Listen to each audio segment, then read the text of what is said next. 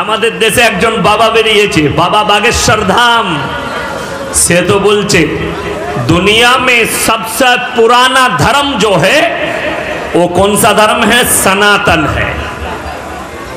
सनातन धर्म, हिंदू बोले कोनो धर्म नहीं, सनातन धर्म बाबा दाबी करছে। बाबाजी बाबा चैलेंज करेছে, कोई भी मौलवी कोई भी सन हमारे साथ बैठ जावे, पूरे दुनिया के सबसे पुराना धर्म सनातन धर्म है। मैं तो बाबा से पूछना चाहूंगा, दुनिया का जो पहला इंसान है वो है हजरत आदम अलैहिस्सलाम। जोड़े बोलूं सुभान अल्लाह। आदम अलैहिस्सलाम मुसलमान छिलेन ना हिंदू? बाबा कथा बोलेन मुसलमान। जोड़े बोलूं ना सुभान अल्लाह। যিনি দুনিয়ার প্রথম মানুষ তিনি মুসলমান। আমাদের দেশে ভারতবর্ষে কিছু বক্তা আছে, তারা কি বলে জানেন? ভারতের মাটিতে আমরা সবাই আগে হিন্দু ছিলাম, কলমা পড়ে। আবে ভালো করে পড়বে, আন্দাজে পড়লে বিপদ হয়ে যাবে। কে বললে? হযরত আদম আলাইহিসসালামকে আল্লাহ সর্বপ্রথম হিন্দুস্তানের মাটিতে নামিয়েছে, তার মানে ভারতের পূর্বপুরুষ হচ্ছে মুসলমান। জোরে বলুন সুবহানাল্লাহ। ভারতের পূর্বপুরুষ হিন্দু নয়, ভারতের পূর্বপুরুষ ছিল মুসলমান। হিন্দুস্তানের মাটিতে শ্রীলঙ্কা, বার্মা, বাংলাদেশ, পাকিস্তান, কাজাকিস্তান, ভারত সব একটাই দেশ ছিল। শ্রীলঙ্কার পাহাড়ে হযরত আদম আলাইহিসসালামকে নামানো হয়েছিল। এরপরে বুঝলেন যিনি হিন্দুস্তানের মাটিতে প্রথম নবী এলেন তিনি হচ্ছেন আদম আলাইহিসসালাম, তিনি ছিলেন মুসলমান। तो पुराना धर्म सनातन कैसे हो गया? बाबा जी थोड़ा स्टडी कर लीजिए। बाबा जी ने एक बात और कहा झूठ लोगों को। क्या कहा? हिंदुस्तान के अंदर कोई भी सब बागा बागेश्वर धाम को मानने वाला हो जाए, सब सनातन हो जावे और कोई धर्म नहीं रह सकता। दूसरा जो धर्म है वो दूसरी देश में चले जाए। बाबा जी जरा ये बताओ तुम्हारा बहन का शादी किससे हुई? वो एक मुसलमान है। बाबा से पूछा गया आपका तो बहन का शादी एक मुसलमान लड़के से हुआ? बोले जी हुआ है। तो उसको कैसे पाकिस्तान नहीं भगाओगे? उसको भी भगा दो पाकिस्तान यार, तुम्हारा बहन भी चले जाएगी। সাবধানে কথা, মেপে বুঝে কথা। শুনেলেন আমি কয়েকটা প্রোগ্রাম দেখলাম বাবা বাগেশ্বর ধামের, আমাদের মতো টুপি লাগিয়ে কিছু বেঈমান মুসলমান তার সভায় যোগদান করেছে। কেন? যদি বলেন তারা দেখতে গেছে বাবা তো বড়ি কামাল কি হ্যায়, বাবা তো বিরাট কামালের। কেন? কাগজের পড়ছি দেখে तुम्हारा नाम ये है, तुम्हारा घर इधर है, तुम्हारा ये प्रॉब्लम हुआ। बाबा से पूछा गया बालेश्वर में ट्रेन एक्सीडेंट हुआ, इसके बारे में आपको मालूम था कि नहीं? बोले जरूर मालूम था। फिर तो बाबा को जेल में डालना चाहिए। साला अगर पहले बता देते तो एक्सीडेंट रुक जाता, हम ड्राइवर को बता देते भाई ब्रेक कर। बुझते पेरेছেন না পারেননি? तो जितने भी लोग मर गए इसके पूरा जिम्मेदार बागेश्वर धाम बाबा है, क्योंकि आपने कहा मेरे को मालूम था कि एक्सीडेंट होने वाला है, तो पहले सूचित क्यों नहीं कर दिया आपने कि एक्सीडेंट होने वाला है? तो ड्राइवर का हम बता देते भाई जरा ब्रेक कर दो, एक्सीडेंट आगे रखा हुआ है, एक मालगाड़ी खड़ा है, अपना ब्रेक को कर दो। लेकिन बाबा बोल रहा है हमको पता था। तो जितने भी हजार लोग मर गए इसके पूरा जिम्मेदारी बाबा बागेश्वर धाम की है। तुम्हारे वजह से हुआ है तुम बोल रहे हो, लेकिन पूरा झूठ है।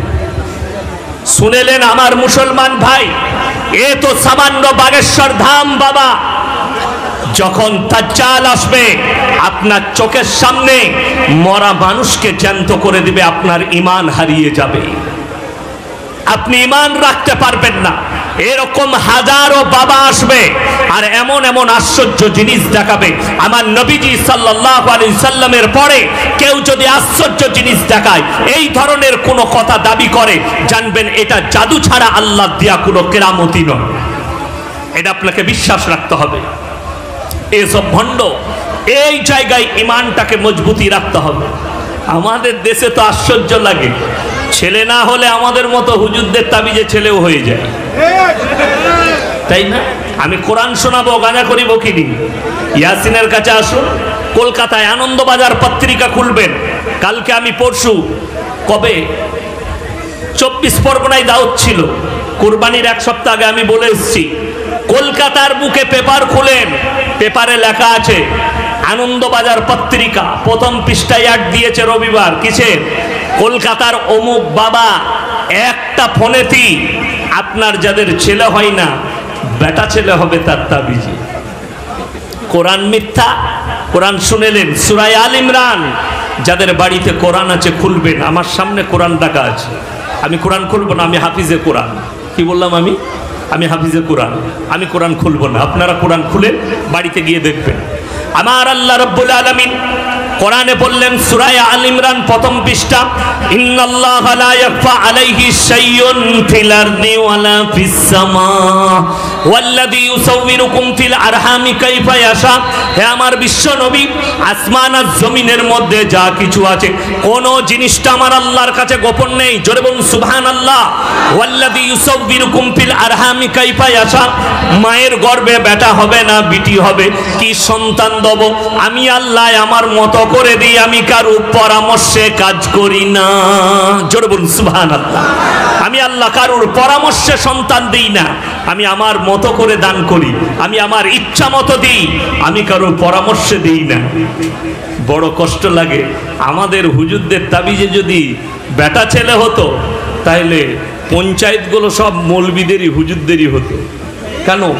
4টা বিয়ে ইসলামে যায় যাচ্ছে না নাই কথা বলে, 4টা বউ রাখতাম, 4 কুড়ি কত 80টা বেটা হলে লাঠির জোর কার বেশি হবে গ্রামে? আমারই তো পঞ্চায়েত আমার হবে না আপনাদের হবে? বড় কষ্ট লাগে। একটা সীমা থাকা দরকার। প্রবঞ্চনা, মিথ্যা, ধোঁকা ইসলামে না। ইসলাম হচ্ছে পরিষ্কার পরিচ্ছন্ন, সুন্দর এবং উদারতায় পরিপূর্ণ। ইসলামে বাড়াবাড়ি নেই, মারামারি নেই, কাটাকাটি নেই। আল্লাহর কসম, বেঈমান কাফেররা জাল বিছাতে শুরু করেছে, গোটা পৃথিবীর মুসলমানদের ওপরে সেই অস্ত্র প্রয়োগ হচ্ছে। আজকে আমাদের যুবক যুবতীরা, কিছু শিক্ষিত লোক, তারা গান বাজনা, মদের বার, এইগুলোকে একটা পশ্চিমী দুনিয়া এটাকে একটা আধুনিকরণ ভেবেছে, কিন্তু আল্লাহর কসম এটা বেঈমানদের তৈরি। তোমাদের উপরে জাল বুনেছে। এদের ইমানকে নষ্ট করো মদের দ্বারা, এদের ইমানকে নষ্ট করো গাঁজার দ্বারা, এদের ইমানকে নষ্ট করো নারীর দ্বারা, এদের ইমানকে নষ্ট করো গান বাজনার দ্বারা, এদের ইমানকে নষ্ট করো নারীবাজির দ্বারা, এদের ইমানকে নষ্ট করো লটারির দ্বারা, এদের ইমানকে নষ্ট করো জুয়ার দ্বারা, এদের ইমানকে নষ্ট করো টাস খেলার দ্বারা। এদের ইমানকে কিভাবে ধ্বংস করা যায়, এ বেঈমান কাফের আর শয়তান ইবলিস মারদুদের চক্রান্ত শুরু হয়েছে আজকে নয়, নবীজি সাল্লাল্লাহু আলাইহি সাল্লামের জওয়ানা থেকে শুরু হয়েছে, হযরত আদম আলাইহিস সালাতু ওয়াস সালামের জওয়ানা থেকে শুরু হয়েছে। আপনি রেহাই পাবেন না। সূরা ইউসুফের প্রথম পৃষ্ঠাতেই আছে, ইন্নাশ শাইতানা লিল ইনসানি আদুউম মুবিন। শয়তান হচ্ছে মানুষের প্রকাশ্য দুশমন, আপনার দুশমনি করবে। আজকে বলে দিই, আমরা সকলে বলি আমি মুসলমান। আপনি মুসলমান যদি হন, আপনার দ্বারা কেউ আক্রান্ত হবে না। আপনি যদি প্রকৃত মুসলমান হন, আপনার দ্বারা আপনার প্রতিবেশী কষ্ট পাবে না। বুখারী শরীফের রিওয়ায়েতে আছে, তোমরা ততক্ষণ পর্যন্ত মুমিন হতে পারবে না যতক্ষণ পর্যন্ত তোমার কাছ থেকে তোমার প্রতিবেশী সুরক্ষিত নয়। আপনার প্রতিবেশী যদি আপনার কাছ থেকে সুরক্ষা না পায়, আপনি কি করে মুমিন হবেন? আজকে ভাই ভাইয়ের হাতে আক্রান্ত। বুখারী শরীফের হাদিস, এক মুমিন আর এক মুমিনের ভাই ভাই। আমল কোথায় আছে? মুমিন মুমিনকে মারছে, মুসলমান মুসলমানকে মারছে। আপনি তাকিয়ে দেখুন, গোটা ভারতের মাটিতে, পৃথিবীর মাটিতে তাকিয়ে দেখুন। সেদিনে দেখলাম, শুনেলেন মুসলমান আপনার ইমানকে কিভাবে ধ্বংস করতে চায়। ছেলেটা ইরাকে বাড়ি, সুলাইমান নাম, সুইডেনের মাটিতে ওই হারামখোরের আওলাদ।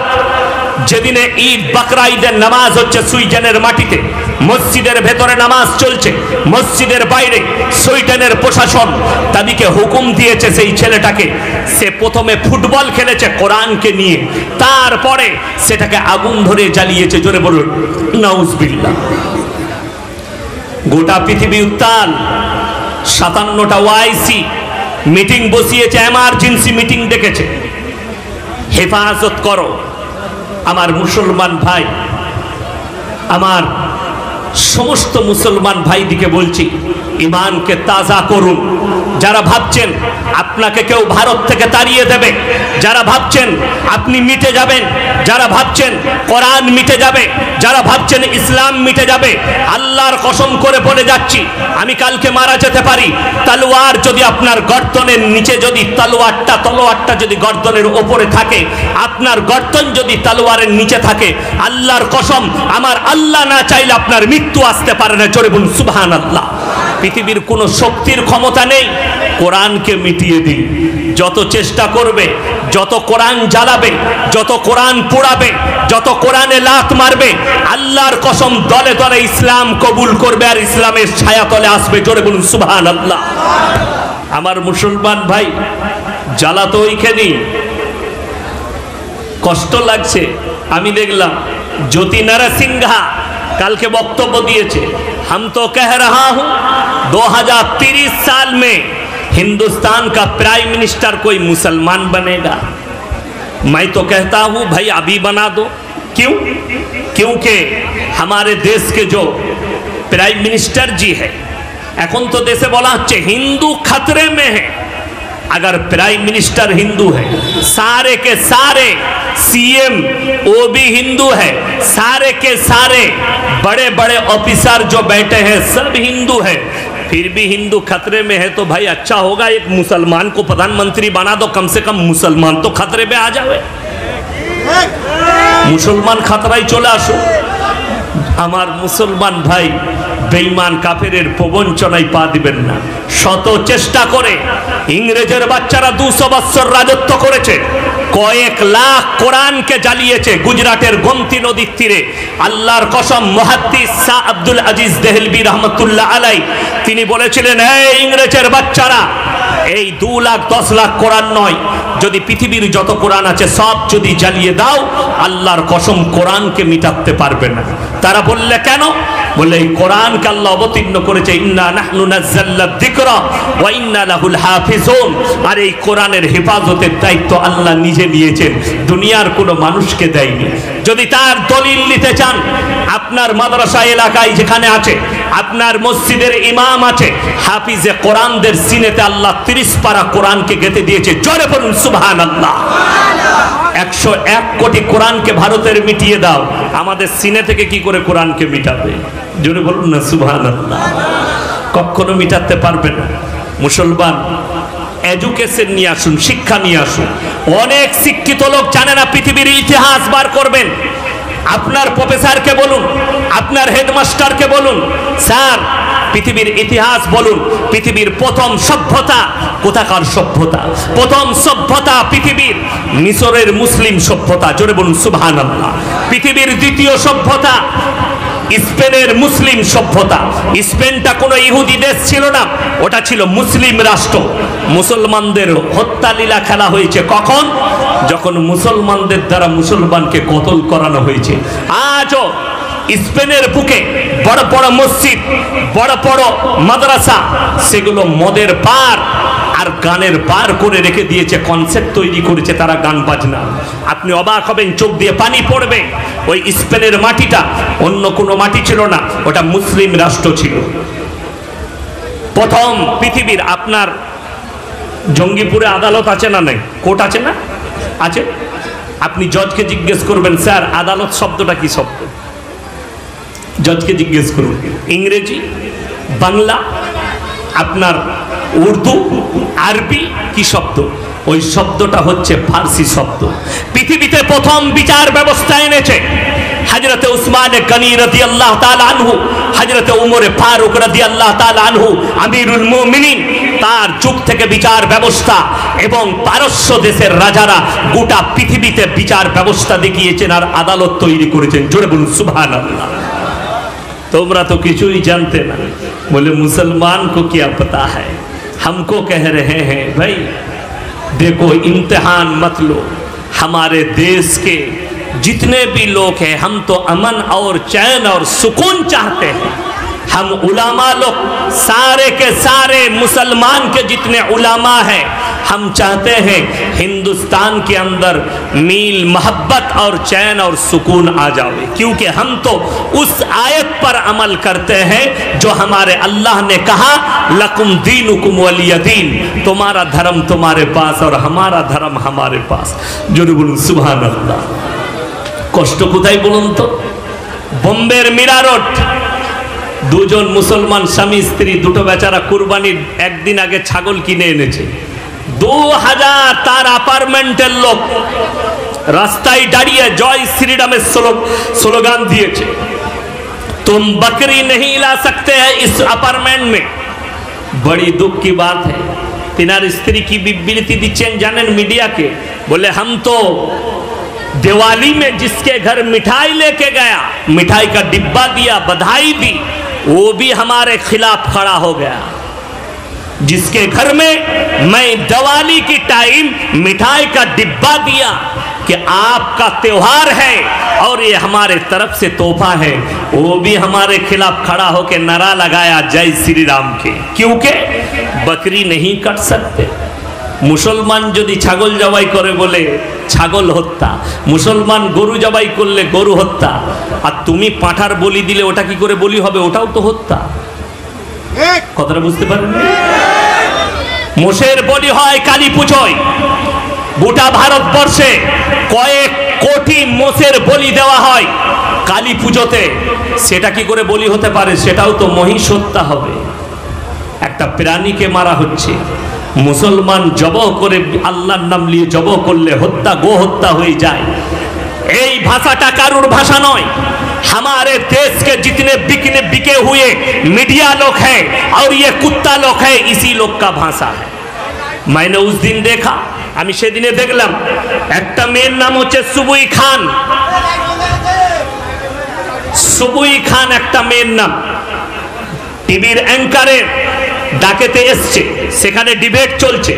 শোয়েব জামাই বলে একজন আছে। সব থেকে বড় জিনিস বলি, আপনাদেরকে অনুরোধ করে যাচ্ছি, টিভির যেগুলো দেখবেন, টিভিতে যে অ্যাঙ্কার দিকে দেখবেন এবং টিভির যেগুলো ডিবেট দেখবেন, আমাদের মতো দাড়ি টুপিওয়ালা হলে তাদেরকে মৌলবি ভাববেন না। ওই মাল কটা গাই মুখো হেলে, গাই মুখো হেলে জানেন, গায়ের মতো মুখটা, ভোরের বেলায় ঘোষ গাই দোয়াতে ঢুকেছে আর মেরেছে লাত, তখন দেখছে এটা তো এঁড়ে গরু, কিন্তু মুখটা গায়ের মতো। তো ওগুলো হচ্ছে মৌলবি গোছের মাল। দাড়ি রেখেছে, মাথায় টুপি লাগিয়েছে, দুটো বই পড়েছে, তাদেরকে মনে করছে তারা 5,000 10,000 টাকায় বিক্রিতে চলে আসে, এসে ইসলামের বদনাম। সুবুই খান ওপেন বলছে, আপনারা দেখেছেন। আমি প্রত্যেকটা মুসলমানকে অনুরোধ করে যাব, আর আপনাদের মধ্যে যদি বিন্দু মাত্র ঈমান থাকে, নিয়ত করেন 72 হুর এক ফিল্ম বার করেছে ডাইরেক্টর, সবাই নিয়ত করেন ওই ফিল্মটার কনসেপ্টটা চোখেও দেখবো না। জোরে বলুন ইনশাআল্লাহ। ইস্তেগফার করেন, এটা মুসলমানের বিরুদ্ধে এজেন্ডা। এই ফিল্ম আসার আগে যখনই কাশ্মীর ফাইলস এসছে, যখনই আপনার কেরল ফাইল এসছে, আমি 6 মাস আগে বক্তব্য দিয়েছি, ইউটিউব খুলে দেখেন, মুসলমানদের বিরুদ্ধে বহুত বড় একটা জাল বিছানো হচ্ছে। সেই জালটা হচ্ছে मुसलमान के खिलाफ बदनाम कर दो। हिंदुस्तान में अगर कोई फेमस होना चाहता है, मैं कह रहा हूं, कुरान के खिलाफ बोल दो, रसूल के खिलाफ बोल दो, मुसलमान के खिलाफ बोल दो, तो उसको वाई कैटेगरी का बॉडीगार्ड मिल जाएगा। আমি ইয়াসিন এক্ষুনি যদি আল্লাহর বিরোধী কথা বলি, রসুল বিরোধী কথা বলি, সকালবেলায় আমার বাড়িতে দিল্লি থেকে জেড ক্যাটাগরির বডিগার্ড চলে আসবে। দারুণ কথা বলেছে লোকটা।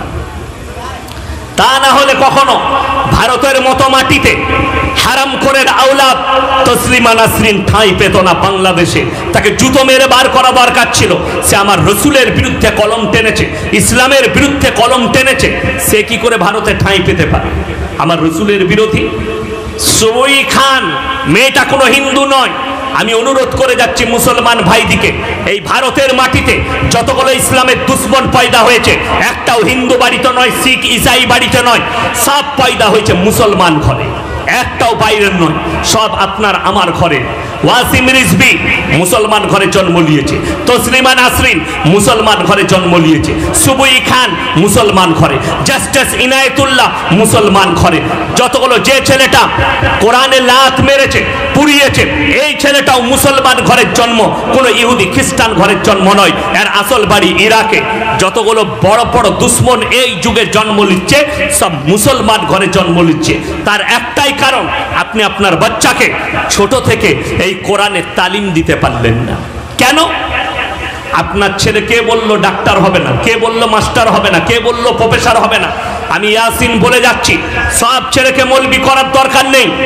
যদি 4টা ছেলে থাকে, একজনকে মৌলবি করুন, একজনকে হাফিজে কোরআন করুন, একজনকে উকিল করুন, একজনকে ডাক্তার করুন, আমাদের কাজে আসবে।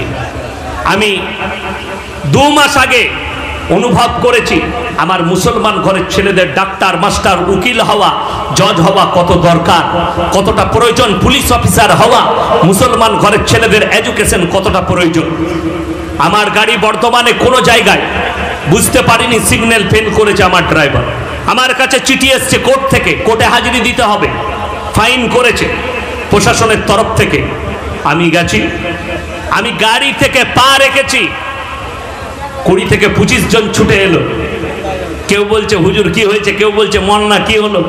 চিঠিটা দেখালাম। একজন উকিল বাবু বললে স্যার আপনাকে কোথাও যেতে হবে না, এই এসি রুমে বসুন। আমাকে বস করালো, চিঠি নিয়ে গিয়ে তারা গিয়ে জজের সাথে কথা বলেছে এটা তো হাজিরি দিবার কথা, বলেছে তিনি গণ্যমান্য ব্যক্তি, এখানেই কেসটাকে রফা দফা করতে হবে, উনি সামনে আসবেন না, ডিলিট করুন। ফাইন 500 জায়গায় 1000 টাকা নেন, 500 টাকায় নিয়েছে। বলে মানুষটা বলে না এখানে দাঁড়াবে না। তো সেখানে আমি গর্ববোধ করলাম যে মুসলমান ছেলেগুলো উকিল থাকার কারণে আমার মতো একটা মৌলবীকে ওখানে দাঁড়াতে হলো না, ওই জায়গায় দাঁড়াতে হলো না। আপনি বলুন, যদি আমার মতো মৌলবী অসুস্থ হয় আর রাস্তায় যদি আমাকে গিয়ে ডাক্তারের চেম্বারে লাইন দিয়ে বসতে হয়, আমার সম্মানের হানি না হানি নয়, আমাকে কষ্ট লাগবে, আমার সম্মানে আঘাত লাগবে। আর আমি গিয়ে যদি ডাইরেক্ট লাইন পাই, বর্ধমানে আছে আসান আর শুভম নাসির ভাই, আমি যখন যা বলি, আরে ভাই মুর্শিদাবাদের পেশেন্ট আসছে একটু দেখে দিবেন, স্যার আপনি চিন্তা করবেন না, ঘরে ঘুমান, খালি পাঠিয়ে দেন, আমার নম্বর দিয়ে দেন। রেসপেক্ট করে, ভালোবাসে। নাসির ভাই আছে, খতিব ভাই আছে, আমাদেরকে ডাকে। আমি আসছিলাম, আমার বমি হয়েছে, আমি রামপুরহাটে বললাম ডাক্তারকে, বলে স্যার তাড়াতাড়ি আসুন আমার নার্সিংহোমে। গেলাম, আমার চিকিৎসা সব বাদ দিয়ে আমাকে এসি রুমে অফিসে বস করিয়ে ওষুধ দিয়ে আমার চিকিৎসা করা সম্মানের সঙ্গে, প্লাস আমাকে বললে স্যার কি খাবেন বলুন, আমি কিছুই খাবো না, গাড়িতে চাপিয়ে দিল। কেন? আমার মুসলমান ভাই, সে বুঝে একটা আলেমের কি সম্মান, আলেমের কি শান, এই মানুষটার জায়গাটা কোথায়। ওই জন্য আমি মুসলমান প্রত্যেকটা ভাইকে অনুরোধ করব, আল্লাহ সন্তান দিয়েছে, সুশিক্ষা দেন, এডুকেশন দেন, ডাক্তার করুন। আর এডুকেশনের সাথে সাথে আপনার ছেলে ডাক্তার হোক, মাস্টার হোক, উকিল হোক, ব্যারিস্টার হোক, মাথায় রাখবেন তার সঙ্গে সঙ্গে দ্বীনি শিক্ষা অবশ্যই দেবেন। জোরে বলুন ইনশাআল্লাহ। কেন? এই জন্য দ্বীনি শিক্ষার প্রয়োজন। ডাক্তার হবে, উকিল হবে, ব্যারিস্টার হবে, নেতা হোক, মন্ত্রী হোক, এমএলএ এমপি হয়ে যাক, পৃথিবীর যতগুলো গদি আছে পেয়ে যাক, আল্লাহর কসম বলছি যদি দিন না থাকে আমার আল্লাহর কাছে কোনো মূল্য নাই। বালহুম আদাল, সামান্য একটা চতুষ্পর জন্তুর মতো। আমার বর্তমানে ডাক্তার দেখিয়ে দেবো, আমাদিকে দেখলে রেসপেক্ট করে, আমাদিকে দেখলে সম্মান করে, সালামের উত্তর দেয় চেম্বারে গেলে। এমন মুসলমান ঘরের ছেলে দেখিয়ে দেবো, সালামের উত্তর তো দূরের কথা, সে পরিচয় দেয় না আমি মুসলমান ঘরের ছেলে। কেন? তার লালিত পালিত হয়েছে বেঈমান আর কাফেরের কোলে, বেঈমান আর নেমোখারামের কোলে, নাস্তিকের কোলে। তার বাবা মা তাকে কখনো দ্বীনি শিক্ষা দেয়নি, তার জন্য তার কাছে না নামাজ আছে, না রোজা আছে, না দিনদারি আছে। ওই জন্য আমার মুসলমান ভাই, এডুকেশন অবশ্যই প্রয়োজন, দ্বীনি শিক্ষা, দুনিয়াবি শিক্ষা সবাই দেবো। জোরে বলুন ইনশাআল্লাহুল আজিজ। এই সুবুই খান বলে মেয়েটার একটা ভাষা শুনেন, सब থেকে প্রথম भाषा मुसलमान लोग 12-12 साल के बच्ची को निकाह करते हैं और उससे बलात्कार करते हैं। जोरे बोलून नाउजुबिल्लाह। मुसलमान 12 বছরের মেয়েকে বিয়ে করে, দিয়ে তার সঙ্গে বলাৎকার করে। আমার ভাই, আমি জানেন কি বলি গর্ব করে, মুর্শিদাবাদ ডিস্ট্রিক্টই নবী সুন্নত বেশি পালন হয়। জানেন প্রত্যেকটা নবীর সুন্নত একটা সুন্নত, সেটা হচ্ছে উপযুক্ত বয়সে বিবাহ দেওয়া। আল্লাহ নবী সাল্লাল্লাহু আলাইহি সাল্লাম মা আয়েশা সিদ্দিকা রাদিয়াল্লাহু তাআলা আনহাকে যখন বিবাহ করলেন, মা আয়েশার বয়স ছিল মাত্র 6 বছর। জোরে বলুন সুবহানাল্লাহ। যখন সংসার শুরু করলেন তখন মা আয়েশা সিদ্দিকা রাদিয়াল্লাহু তাআলা আনহার বয়স ছিল 9 বছর।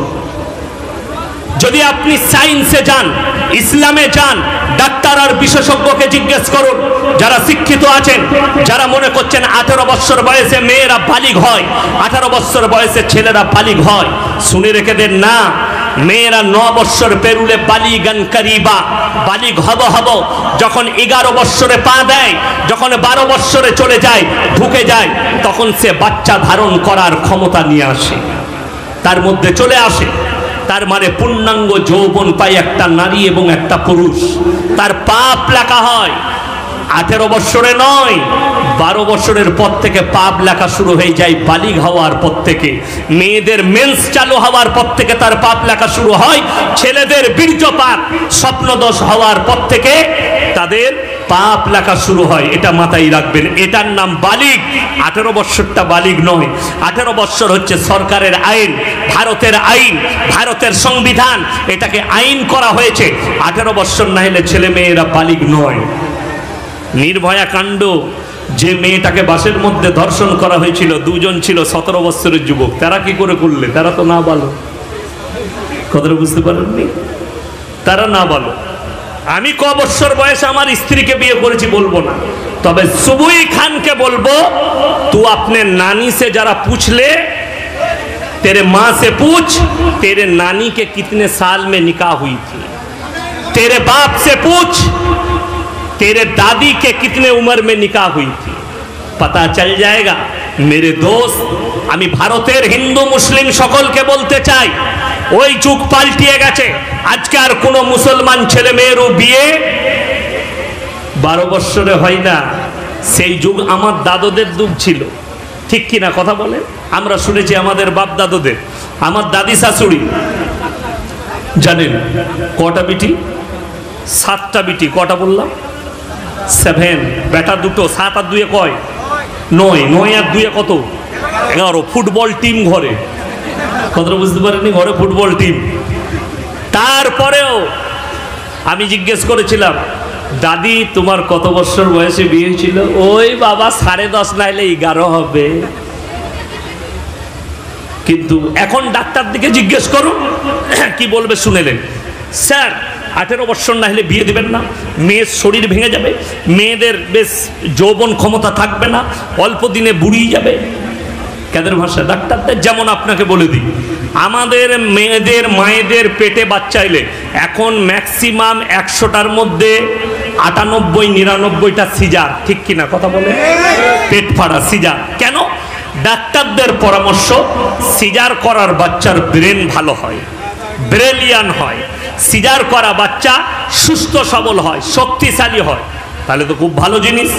যদি মানুষের মেয়েদের সিজার করে বাচ্চা নিলে যদি বাচ্চার ব্রেন বুদ্ধি ভালো হয়, তাহলে ছাগলগুলোকে সিজার কর, পাঁঠাগুলোর একটু বুদ্ধি হবে। কথাটা বুঝতে পারেননি? ছাগলগুলো কি করে নরমেলে হচ্ছে? ছাগলের 3টে বাচ্চা নরমেলে, শুয়োরের 14টা বাচ্চা নরমেলে, কুকুরের 6টা বাচ্চা নরমেলে, গায়ের 1টা বাচ্চা নরমেলে। কিন্তু মানুষের বেলায় পেট ফাটতে হচ্ছে। এটা ডাক্তারের নেমোখারামি ছাড়া আর কিছু নেই। এটা পুরোপুরি মুসলমানদের ওপরে বেঈমান কাফেরদের একটা বড় চক্রান্ত। এদের পেট ফেরে বাচ্চা বার করো আর এদের বিবিদের ইজ্জতের হানি করো। এটা লিখে নিয়ে যান। আমার ওপরে কেস ঠুকে যেতে পারে, ঠুকে দাও, কোনো অসুবিধা নেই। যদি বলো আমি মৌলভী ইয়াসিন চ্যালেঞ্জ ছুড়ে বলে গেলাম, আমি খালি 6 মাস ডাক্তারি পড়ব, চিকিৎসা করব, যতগুলো পেশেন্টের চিকিৎসা করব সব নরমেলে বাচ্চা হবে আল্লাহর কৃপায়। তার যদি দৃষ্টান্ত নিতে চাও, আমি আমার দেশের ডাক্তার দিকে বলবো, আমেরিকার হিসেব দাও কটা সিজারে বাচ্চা হয়, চাইনার হিসেব দাও কটা সিজারে বাচ্চা হয়, হিসেব দাও লন্ডন ব্রিটেনের কটা সিজারে বাচ্চা হয়। বড় কষ্ট লাগে। আমাদের দেশের কোন শিক্ষিত লোক বলছে ज्यादा खाना खाना और ज्यादा बच्चा पैदा करना जानवर का काम है, क्योंकि मुसलमान 10-10 बच्चे लेते हैं। यार तुम्हारा होगा कहाँ से? तुम तो गाय का गोश्त खाते नहीं हो और हम खाते हैं हमारा गरम। है कि नहीं? बड़ा कष्टेर विषय। কেউ কেউ বলছে গায়ে খানা बंद कर देंगे। यार कर दो, कोई बात नहीं। আমি তো সেদিনে দেখলাম একজন বলছে गाय हमारा माता है, इसको काटना बड़ी बुरी बात है। हमारा देवता को, हमारा माँ को कोई काट खाएगा? अरे यार फिर तुम्हारा बाप कौन है? सांड को बाप क्यों नहीं कहते? गाय যদি মা হয় ষাটটাকে তো বাপ হওয়া দরকার। সে কি দোষ করলে? তাইলে বলে দাও गाय खाना बंद, सांड खाना शुरू। फिर तो देखो यार सांड का गोश्त और बढ़िया है, ठीक नहीं? अरे बांग्लादेशे सब सांड खाয়, কুরবানিতে বাংলাদেশে ষাঁড় হয় না? হ্যাঁ ষাঁড় হয়। আর যদি বলো হিন্দুস্তানে গরু বন্ধ করে দেবো, আলহামদুলিল্লাহ বন্ধ করো, এত ছাগল খাবো তুই আবার শুনতে পাবি না, ঠিক কিনা কথা বলে? ছাগল খাবো না, খাবো না। আল্লাহ আমাদের লেগে ছাগল হালাল করেছে, দুম্বা হালাল করেছে, বকরি হালাল করেছে, বকরা হালাল করেছে, পাঁটা হালাল করেছে, ভেড়া হালাল করেছে, মুরগি হালাল করেছে। আল্লাহ এত হালাল জিনিস দিয়েছে। গরু হালাল জিনিস, আমাদের যাদের রুচি হবে তারা খাবে, কোনো অসুবিধা নাই। যাদের পছন্দ তারা খাবে।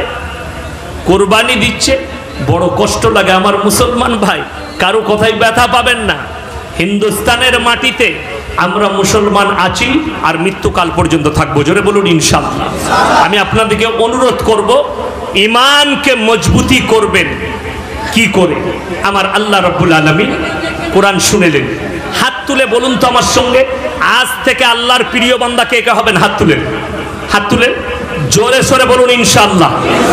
হ্যাঁ, আল্লাহর প্রিয় বান্দা হতে গেলে আমার আল্লাহ শর্ত রেখেছেন, শর্তগুলো পূরণ করবো। জোরে বলুন ইনশাআল্লাহ। আমার আল্লাহ রাব্বুল আলামিন কোরআনে বললেন, হে আমার বিশ্ব নবী, সূরা ফুরকান শেষ পৃষ্ঠা, তাবারাকাল্লাযী জাআলা ফিস সামাই বুরুজা ওয়া জাআলা ফিহা সিরাজাম ওয়া কামারাম মুনীরা ওয়া হুয়াল্লাযী জাআলাল লাইলা ওয়ান নাহার খিলফাতাল লিমান আরাদা ইয়াযাক্কারা ওয়া আরাদা শুকুরা। হে আমার বিশ্ব নবী, পৃথিবীর মানুষকে বলো, তাবারাকাল্লাযী জাআলা ফিস সামাই বুরুজা, এই বুরুজটাকে আমি আল্লাহ রাব্বুল আলামিন চন্দ্র, সূর্য, গ্রহ, তারা, নক্ষত্র দিয়ে সাজনিত করেছি। ওয়া হুয়াল্লাযী জাআলাল লাইলা ওয়ান নাহার, দিবা এবং রাত্রি আমি আল্লাহ সৃষ্টি করেছি, যার থেকে তোমরা জ্ঞান অর্জন করবে এবং আমার আল্লাহর কৃতজ্ঞতা যাপন করবে। সবাই একবার শুকর আদায় করে বলুন আলহামদুলিল্লাহ। আল্লাহর শুকর আদায় করুন আর সকলে বলুন আলহামদুলিল্লাহ।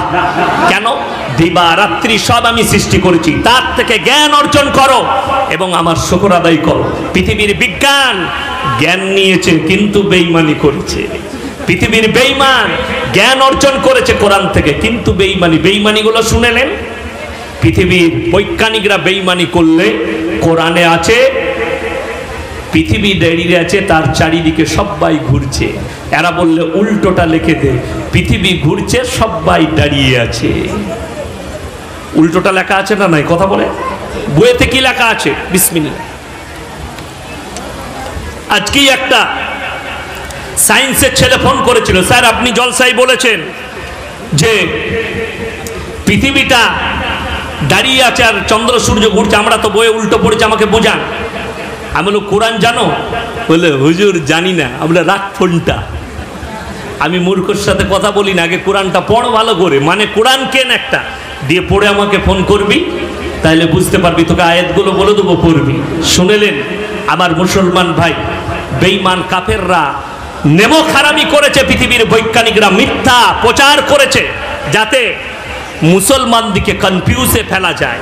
এদের ছেলেদিকে বাচ্চাদের ব্রেনে ঢুকিয়ে দাও, তা না হলে আমরা যখন পড়েছি স্কুলে, 1-এর বইয়ে না 2-এ 3-র বইয়েতে আছে, আদিম যুগের ঘটনা কোন বইয়ে আছে? 3-র ইতিহাসে নাই? আদিম যুগের ঘটনা, গাছের ডাল অস্ত্র ছিল, বাঁদরের মতো দেখতে ছিল, পাথর ঘষে আগুন লাগাতো, কাঁচা মাংস খেত, তারা ন্যাংটো কাপড় পরতে জানতো না। আমি খালি কোরআন হাদিসের ব্যাখ্যা বিশ্লেষণ পড়ার পরে চিন্তা করলাম, আল্লাহ এই ইতিহাসটা যে লিখেছে এমনি লেখেনি, 14 কেজি গাঁজা খেয়ে লিখেছে। কত বললাম? 14 কেজি গাঁজা খেয়ে। কেন? কোরআনে আছে ওই, হে আমার বিশ্ব নবী, পৃথিবীর মানুষকে বলো আমি এই পৃথিবীতে সৃষ্টির সূচনা করেছি। কিভাবে পৃথিবীর মানুষকে বলে দাও। সমস্ত ফেরেশতা দিকে আল্লাহ ডাকলেন, ওয়াইজ ক্বালা রাব্বুকা লিল মালাইকাতি ইন্নী জাইলুন ফিল আরদি খলিফা। হে আমার ফেরেশতা মণ্ডলী, আমি একটা প্লেন এস্টিমেট নিয়েছি, পৃথিবীতে আমি আমার খলিফা পাঠাতে চাই। খলিফার বাংলা হচ্ছে প্রতিনিধি। প্রতিনিধি মানে হচ্ছে আল্লাহর প্রচারক। জোরে বলুন সুবহানাল্লাহ। আমাদের দেশের লোক মৌলবিদিকে আর আল্লাহকে কিভাবে দায়ী করে জানেন? একজন আমাকে বলছে, হুজুর আচ্ছা আপনারা বলেন হিদায়েতের মালিক সবাই বলুন কে? আল্লাহ। এটা বলছেন, সে কি বলছে শুনেন। হিদায়েতের মালিক যদি আল্লাহ হয় তাহলে আমি তো এখন নামাজ পড়বো না, আল্লাহ হিদায়েত দিলে পড়ব। এর থেকে বড় বেঈমান কেউ আছে?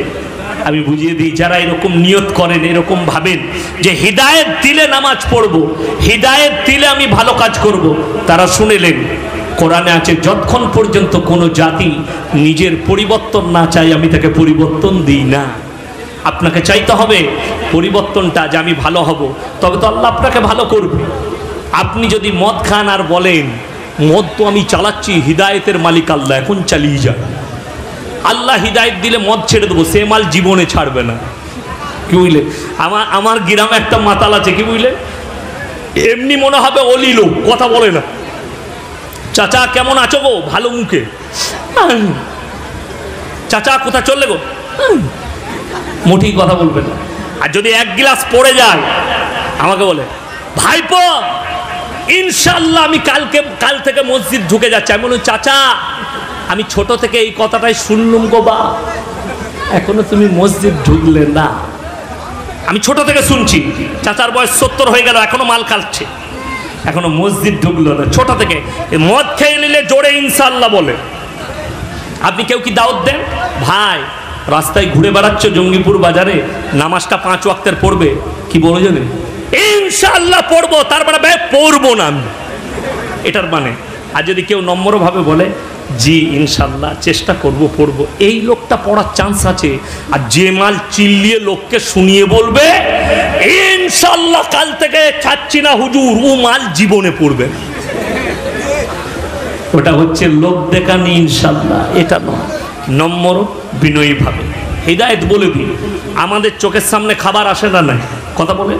আমাকে মসজিদে টিফিন দিয়েছে, বিভিন্ন রকম ফলমাকড় ছিল, আমার শরীর ওটা চাইলো না। আমি বললাম শরীর আমার খারাপ, আমার জন্য ক্রিম কেক আর বিস্কুট নিয়ে এসো। 1 প্যাকেট এনেছে, এত বড় বেচারা। আমি 2 পিস খেলাম, তারপরে আমার শরীর বলল আর খাস না। এটা আমার মেজাজের উপরে। তো আমার দিমাগ যদি বলে, আমার নফস যদি ভালো মন্দর বিচার করতে পারে। আপনার বাজারে যায়, আপনাদের এখানে এমন কোনো লোক আছে বাজারে গিয়ে বলে কানা বেগুনগুলো আমাকে দে? আছে লোক আছে? না। তুমি কানা বেগুন কিনবে না, পচা টমাটোর কিনবে না, পচা ধনে পাতা কিনবে না, পচা শাকটা কিনবে না, পচা কুমড়ো নিবে না, পচা আলু নিবে না। আলু আল্লাহ কি করে পচা মালগুলো নিবে কিয়ামতের দিনে? কথাটা বুঝতে পারেননি? কেন নিবেন না?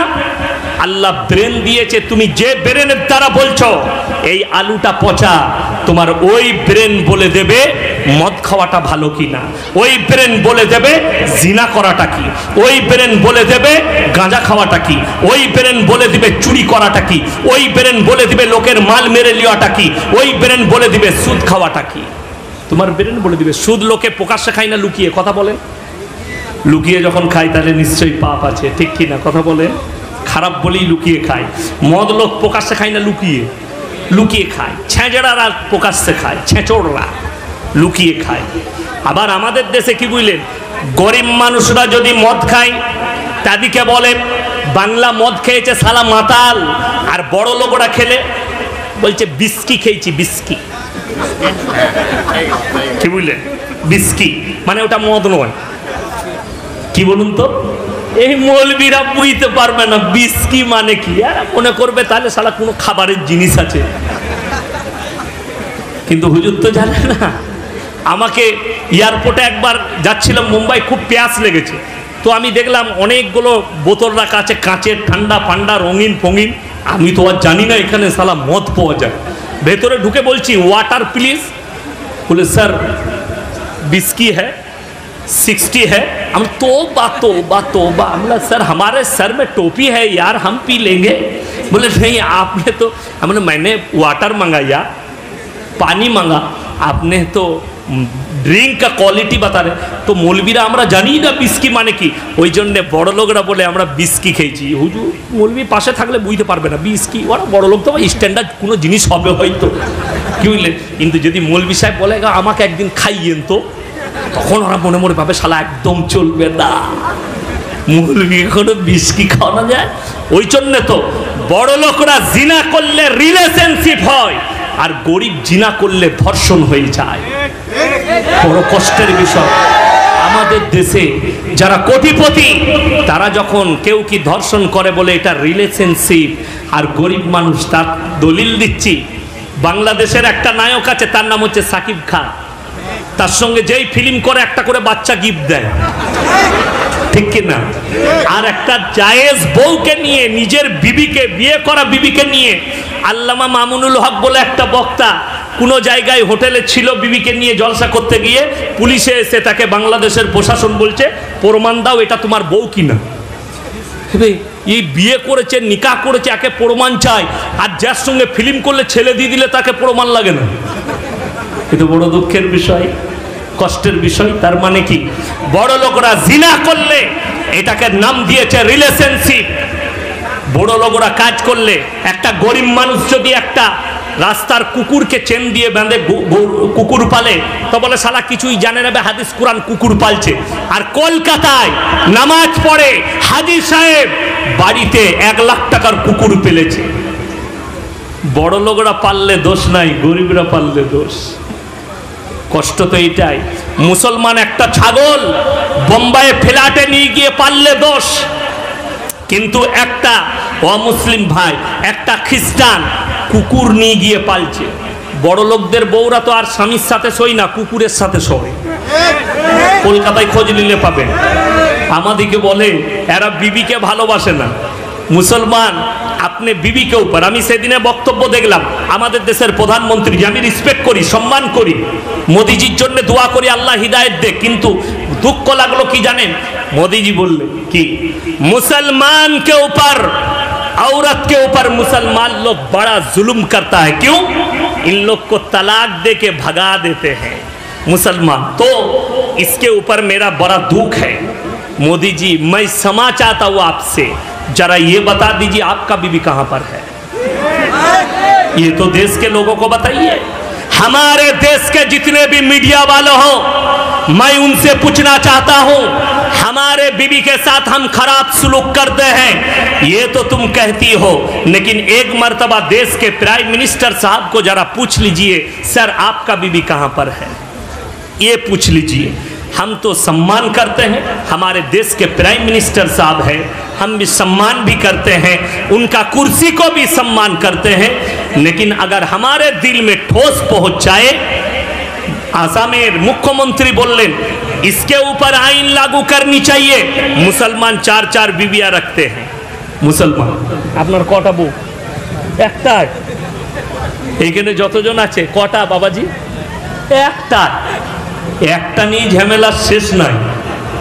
কি বুঝলেন? আমাদের দাদুরা কি বলে জানেন? বে দিল্লি কা লাড্ডু जो खाएगा वो भी पछताएगा, जो ना खाएगा वो भी पछताएगा। কি বুঝলেন? दिल्ली का लड्डू जो खाएगा वो भी पछताएगा, जो ना खाएगा वो भी पछताएगा। একটা বউ নেই তো ঝামেলা শেষ নাই, 4টা বউ।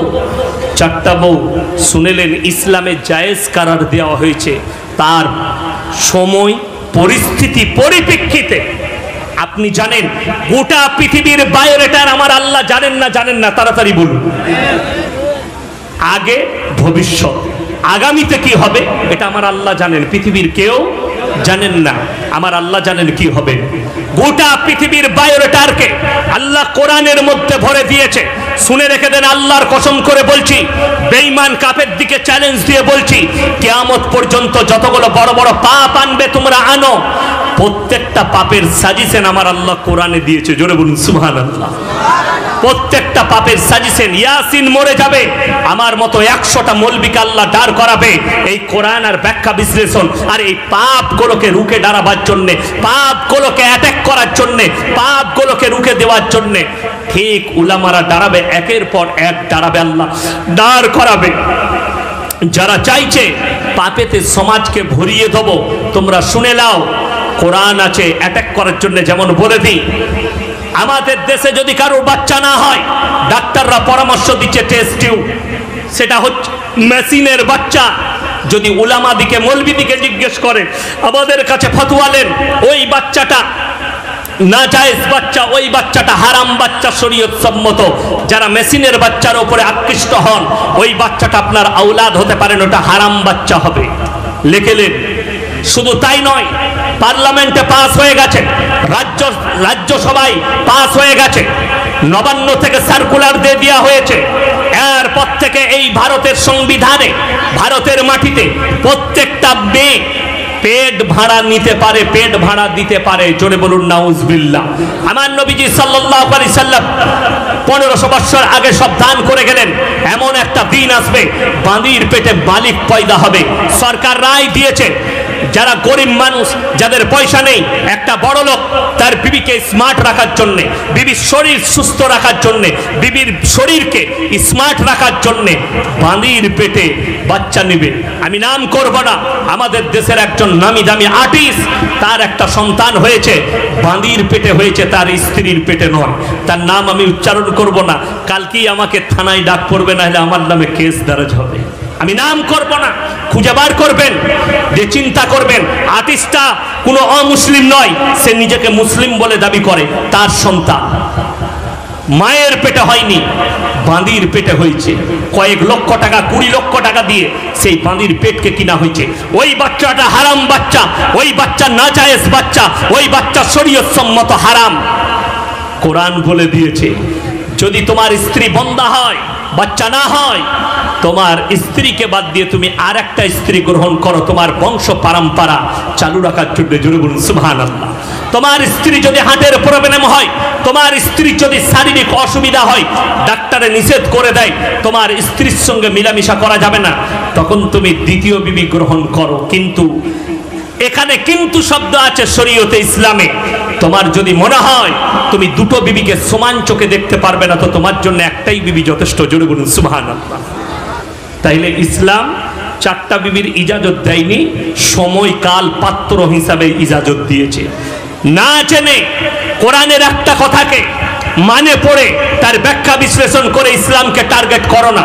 আমি প্রত্যেকটা হিন্দু ভাইকে বলবো, দলিত আদিবাসীকে বলবো, শুনেলেন আমার নবীজি সাল্লাল্লাহু আলাইহি সাল্লাম ইসলাম এবং পৃথিবীতে ইসলাম কি ধারণা রাখে প্রত্যেকটা জাতির ওপরে। নবীজি বললেন, তোমার বাড়ির পাশে কে বসবাস করছে দেখো না, সে হিন্দু হোক, দলিত হোক, আদিবাসী হোক, খ্রিস্টান হোক, সে যদি ক্ষুধার্ত হয় খাবার দাও, বস্ত্রহীন হলে বস্ত্র দাও, বিপদে পড়লে পাশে দাঁড়াও। জোরে বলুন সুবহানাল্লাহ। এটা পৃথিবীর কোনো জাতি বলতে পারবে না। বড় কষ্ট লাগে যারা বলছে মুসলমানকে দেশ থেকে তাড়িয়ে দাও, এসো তোমাকে বুকে টেনে নেব, তোমাকে দাস্তারখানে খেতে নেব। বিশ্বাস করবেন না, আমি 24 পরগনায় 6 মাস আগে আমার জলসা ছিল। হঠাৎ আমার পোস্টার দেখেছে, একটা ছেলে ফোন করছে, সালাম দিলাম, উত্তর দিল, স্যার আমি কলকাতায় হোস্টেলে থেকে কলেজে পড়াশোনা করি, আমি একজন হিন্দু ঘরের ছেলে, 5 বছর আপনার বক্তব্য শুনি, আল্লাহ আমাকে কবুল করেছে, আমি ইসলামও কবুল করে নিয়েছি। জোরে বলুন সুবহানাল্লাহ। আমার বাড়ির কাছে আপনি যাচ্ছেন, আপনার সঙ্গে দেখা করব, ইজাজত হবে, আমরা অবশ্যই আসবো। এলো, আমি তখন খানা খাচ্ছি খানচাই। পাপ্পু যাদব বলে একটা বক্তা আছে 24 পরগনার, নবমুসলিম বক্তা, তার বাড়িতে খাচ্ছি। পাপ্পু যাদব এসে আমাকে বললে, মাদ্রাসার জলসা, হুজুর আপনি কি আমার বাড়িতে খানা খাবেন? আমি হচ্ছি পাপ্পু যাদব। আমি বললাম, কেন? তুমি তো আমার মুসলমান ভাই, খাবো না কেন? হিন্দু থেকে মুসলিম হয়েছে, সে কিন্তু বোধ করছে আমার সঙ্গে ভালো সম্পর্ক, ভালোবাসে। তার বাড়িতে খানা খেতে বসেছি, ছেলেটা এলো, আমরা ডেকে নিয়ে এসো। আমি আমার দাস্তারখানে বসালাম, খানা খাও। তো আমি মাছ ভাত খাচ্ছিলাম, যাই খাচ্ছিলাম, সেও খেলো আমার খানচাই। তো সে জল চাইল, স্যার একটু জল খাবো। তো আমার পাশে গিলাসটা নামানো ছিল, তাকে দিলাম, অর্ধেকটা খেলো, অর্ধেকটা ছিল, সেই অর্ধেকটা জল আমি খেলাম। বলে স্যার আপনি আমার এঁটো খেলেন। আমি বললাম এক মুমিন আর এক মুমিনের ভাই ভাই হাদিসে আছে, তোমার এঁটোটা তুমি ইসলাম কবুল করেছো, তুমি মুমিন, তুমি হারাম বস্তু খাও না, তাই তোমার এঁটোটা আমার জন্যে প্রযোজ্য এবং হালাল এবং জায়েজ। চলে বলুন সুবহানাল্লাহ। সে কি বলল জানেন? আল্লাহর কসম আমার ইসলাম কবুল করা সার্থক হয়েছে। আজকে বুঝতে পারছি আপনাদের আখলাক আর চরিত্র যদি এত ভালো হয়, আপনাদের মন যদি এত পরিষ্কার হয়, আল্লাহর হাবিব সাল্লাল্লাহু আলাইহি সাল্লাম কত সুন্দর ছিলেন। চলে বলুন সুবহানাল্লাহ। নবীজির আখলাক চরিত্র শুনেলেন। আমি প্রত্যেকটা মুসলমান ভাইকে বলে যাব, আমি বয়ান করছিলাম কিসের? মুসলমান তোমাদিকে আল্লাহর প্রিয় কি করে হবেন এই বয়ান করছিলাম, এই ব্যাখ্যা বিশ্লেষণ করছিলাম। আমি বলবো আপনাদিকে কি করে মুমিন হবেন, কি করে আল্লাহর প্রিয় হবেন, একটা একটা করে বুঝাবো, আমল করব সকলে জোরে বলুন ইনশাআল্লাহ। তার এক নম্বর হচ্ছে, শুনেলেন বেঈমান কাফেররা আপনার কাছে লুকিয়েছে আপনার ঈমানকে নষ্ট করার জন্য।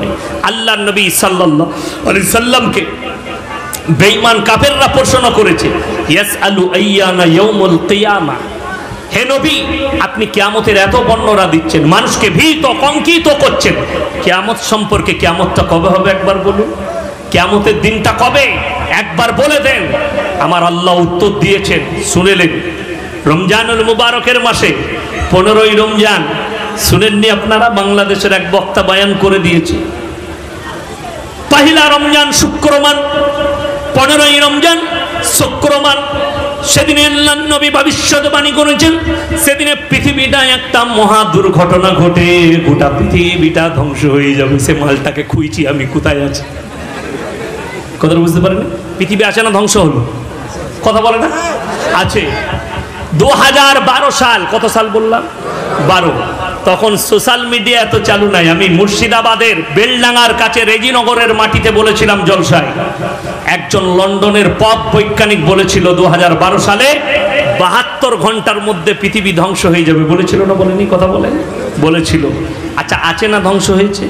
তখন আমি বলেছিলাম ও 72 কেজি গাঁজা খেয়ে বলেছে, এমনি বলেনি। কত কেজি? 72 কেজি গাঁজা খেয়ে বলেছে। আর এ যে বলেছে পাগলের মতো। আমি অনুরোধ করব, মোল্লা হুজুর এই ধরনের বক্তব্য দিয়ে মানুষকে বিভ্রান্ত করবেন না। কেন? আমার আল্লাহ রাব্বুল আলামিন 5টা কথাকে মানুষের কাছ থেকে গোপন করেছেন। আমার ভাইয়েরা, আমার মায়েরা, বোনেরা, সূরা লুকমান একবারই শেষ আয়াত, ইন্নাল্লাহা ইনদাহু ইলমুস সাআ, কিয়ামত কবে হবে আমি আল্লাহ ছাড়া পৃথিবীর কেউ জানে না। ওয়া ইউনাজ্জিলুল গায়থা ওয়া ইয়ালামু মা ফিল আরহাম, মায়ের গর্ভে বেটা আছে না বিটি, বিকলাঙ্গ না কালো খুড়া আছে না ভালো আছে, অন্ধ আছে না বধির আছে, আমি আল্লাহ ছাড়া পৃথিবীর কেউ জানে না। কার কোথায় মৃত্যু হবে, কার কোথায় কতটা রুজি মেপেছি, রিজক লিখেছি, আর কোথায় কতটা কত মিলিমিটার বৃষ্টি বর্ষণ হবে, আমি আল্লাহ ছাড়া এই 5টা কথা পৃথিবীর কেউ জানে না। আমার ভাইয়েরা, আমার মায়েরা, বোনেরা, আমার নবী বিশ্ব নবীকে বেঈমান কাফেররা বলল, ইয়াসালু আইয়ানা ইয়াউমুল কিয়ামা, হে আল্লাহর নবী পৃথিবীর মানুষকে আপনি জানান কিয়ামতের দিনটা কবে হবে। আমার আল্লাহ বললেন, হে নবী বলো, পৃথিবীর মানুষকে শুনিয়ে দাও, ফাইদা বারিকাল বাসার, তোমাদের চোখগুলো সেদিনে স্থির হবে। কেমন স্থির? স্যাম্পল বর্ণনা দিয়েছেন আমার আল্লাহ, একদম সাধারণ কথা বলেছেন এখানে, যাতে পৃথিবীর মানুষ স্যাম্পল ভাবে বুঝতে পারে। আপনি যদি রাস্তায় যান, জঙ্গিপুর মার্কেটে গেছেন, যদি একটা 20 কেজি ওজনের কাতলা মাছ দেখেন, কি মনে হবে? ওরে, চোখটা বেরোবে না? বেরোবে না, অনেকক্ষণ দাঁড়িয়ে যাবে। বড় যদি সাপ দেখেন, চোখ দাঁড়িয়ে যাবে। কোরআন এই ভাষাটাই প্রয়োগ করেছে, কি? ফাইদা বারিকাল বাসার, সেদিনে তোমাদের চোখগুলো স্থির হবে যখন চন্দ্র আলোহীন হবে। ওয়া খাসাফাল কামার, যেদিনে চন্দ্র আলোহীন হবে। ওয়া জুমিয়াশ শামসু ওয়াল কামার, যেদিনে চন্দ্র আর সূর্যকে একটা রাস্তাতে টক্কর খাওয়াবো। কোরআনে সূরা ইয়াসিন আবার আল্লাহ রাব্বুল আলামিন বললেন কুল্লু ফি ফালাকি ইয়াসমাহুন, নবমণ্ডলে যা আছে তারা জানো আমার প্রত্যেকটা নিজের নিজের কক্ষপথে রাস্তাতে চলমান। এই যে স্টেজ যদি ঘুরে, আমরা যারা চেয়ারে বসে আছি আমাদের স্থান পরিবর্তন হবে না, শুধুমাত্র দিক পরিবর্তন হবে? তাড়াতাড়ি বলুন। শুধুমাত্র দিক পরিবর্তন হবে, স্থান কারোর। আমার চেয়ারটা ইনি আসবেন কি যদি স্টেজটা ঘুরে? আসবে না, খালি দিক পরিবর্তন হবে। বিজ্ঞানকে জিজ্ঞেস করো, তোমার সায়েন্সের মাস্টারকে, বিজ্ঞানের টিচারকে, চন্দ্রগ্রহণ সূর্যগ্রহণ যদি নিজের জায়গায় দাঁড়িয়ে থাকে, স্যার ওভারটেক কি করে হলো? কথাটা বুঝতে পারেননি? ওভারটেক।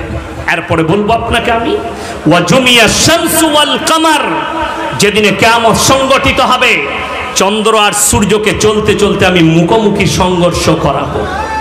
নিজের রাস্তায় চলছে, তাদেরকে মুখোমুখি সংঘর্ষ করানো হবে, তখন পৃথিবীটা তছনছ হবে।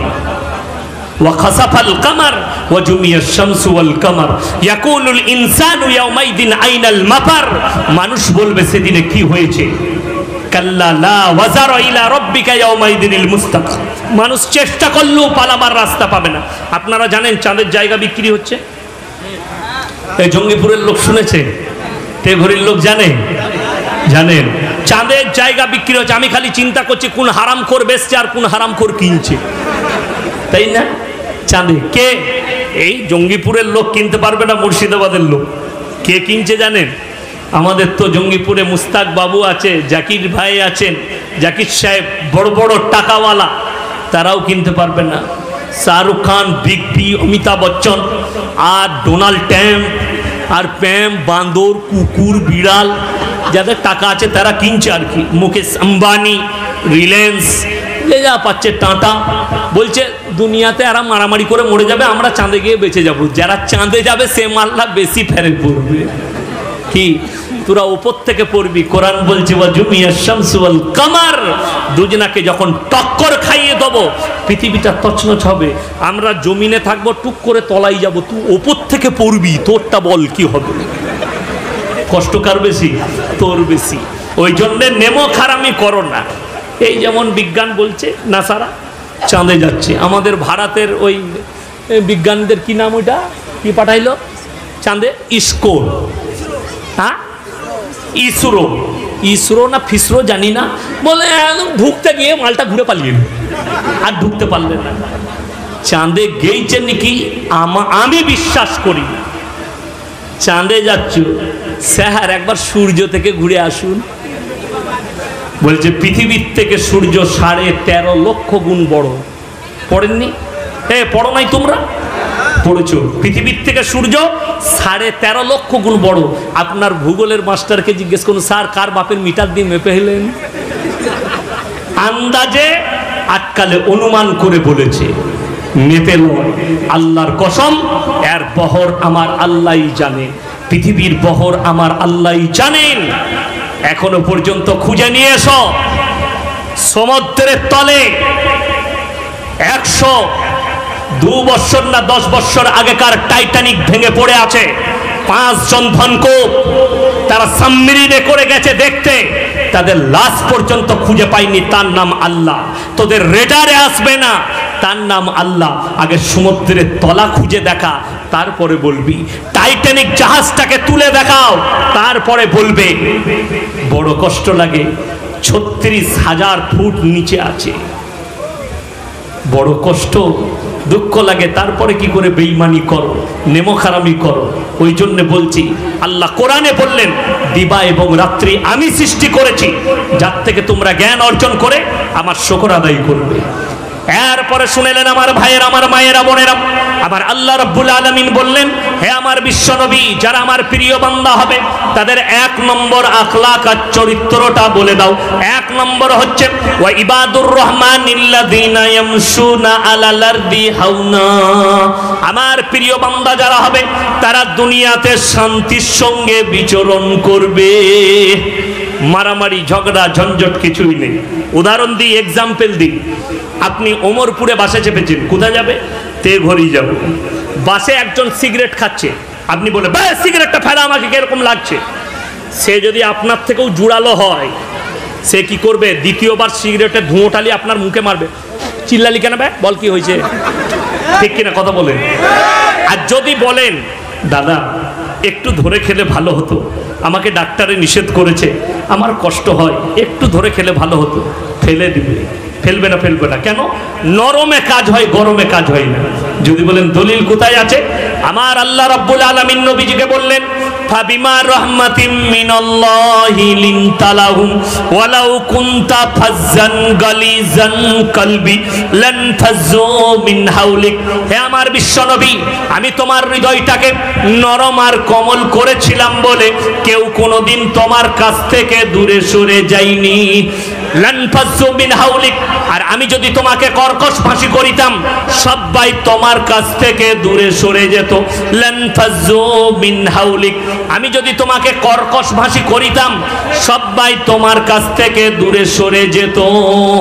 নবীজি যদি মক্কায় বলতেন ঈমান আনবে আনো, তা না হলে তোমাকে দু টুকরো করে দেবো, তারা কি বলতো?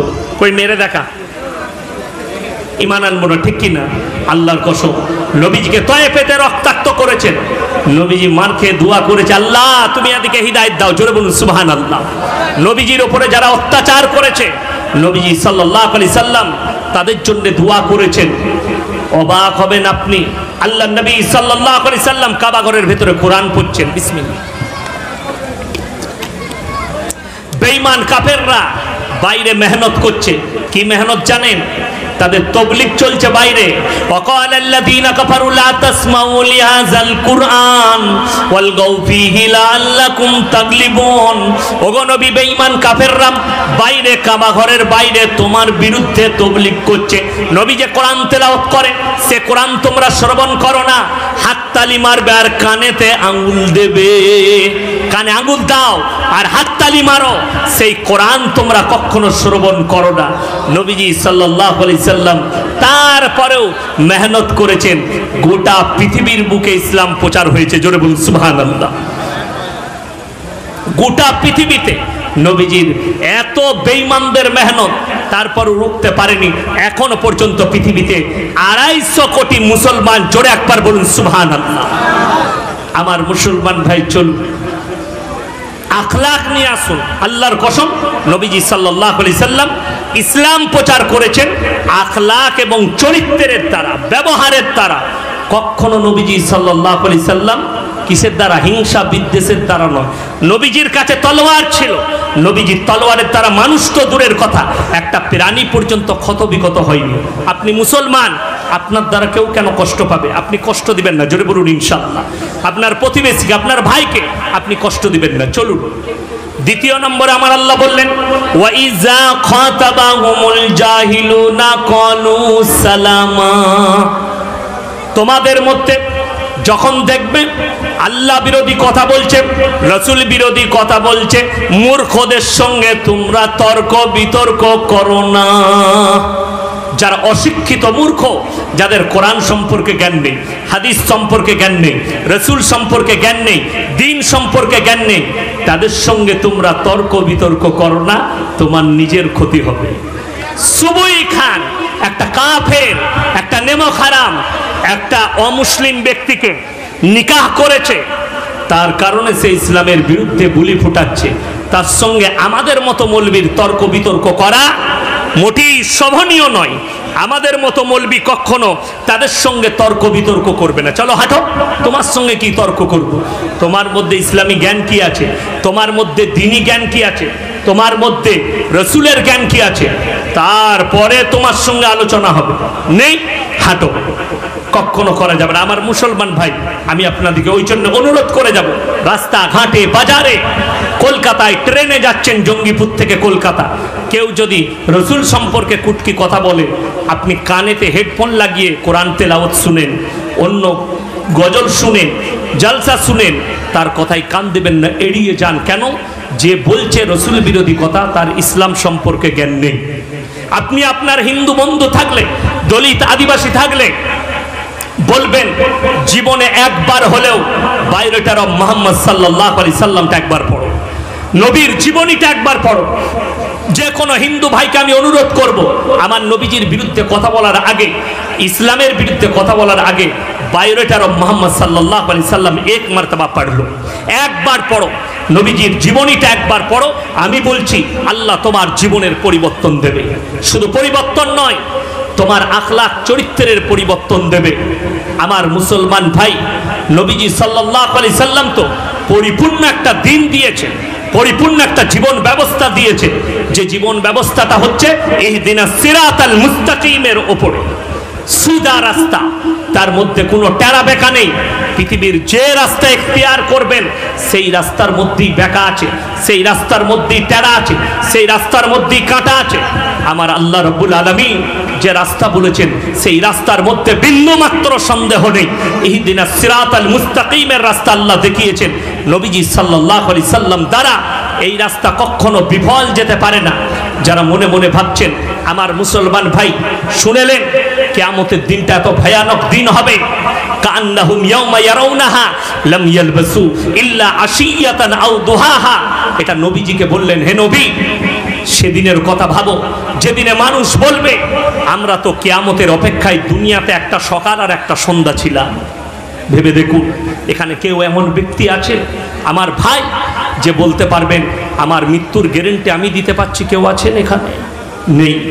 পৃথিবীর যতগুলো ধর্মের মানুষ আছেন, যারা আমার এখানে, অনেক হিন্দু ভাই এসছেন, দলিত ভাই এসছেন, যে সমস্ত হিন্দু, শিখ, ঈসাই ভাই যারা আমার বক্তব্য শুনেন, প্রত্যেকটা মুসলমান ভাইকে বলছি, পৃথিবীতে যতগুলো ধর্ম আছে কম বেশি ৪,৫০০ ধর্ম পৃথিবীর বুকে আছে, কম বেশি ৪,৫০০ ধর্ম।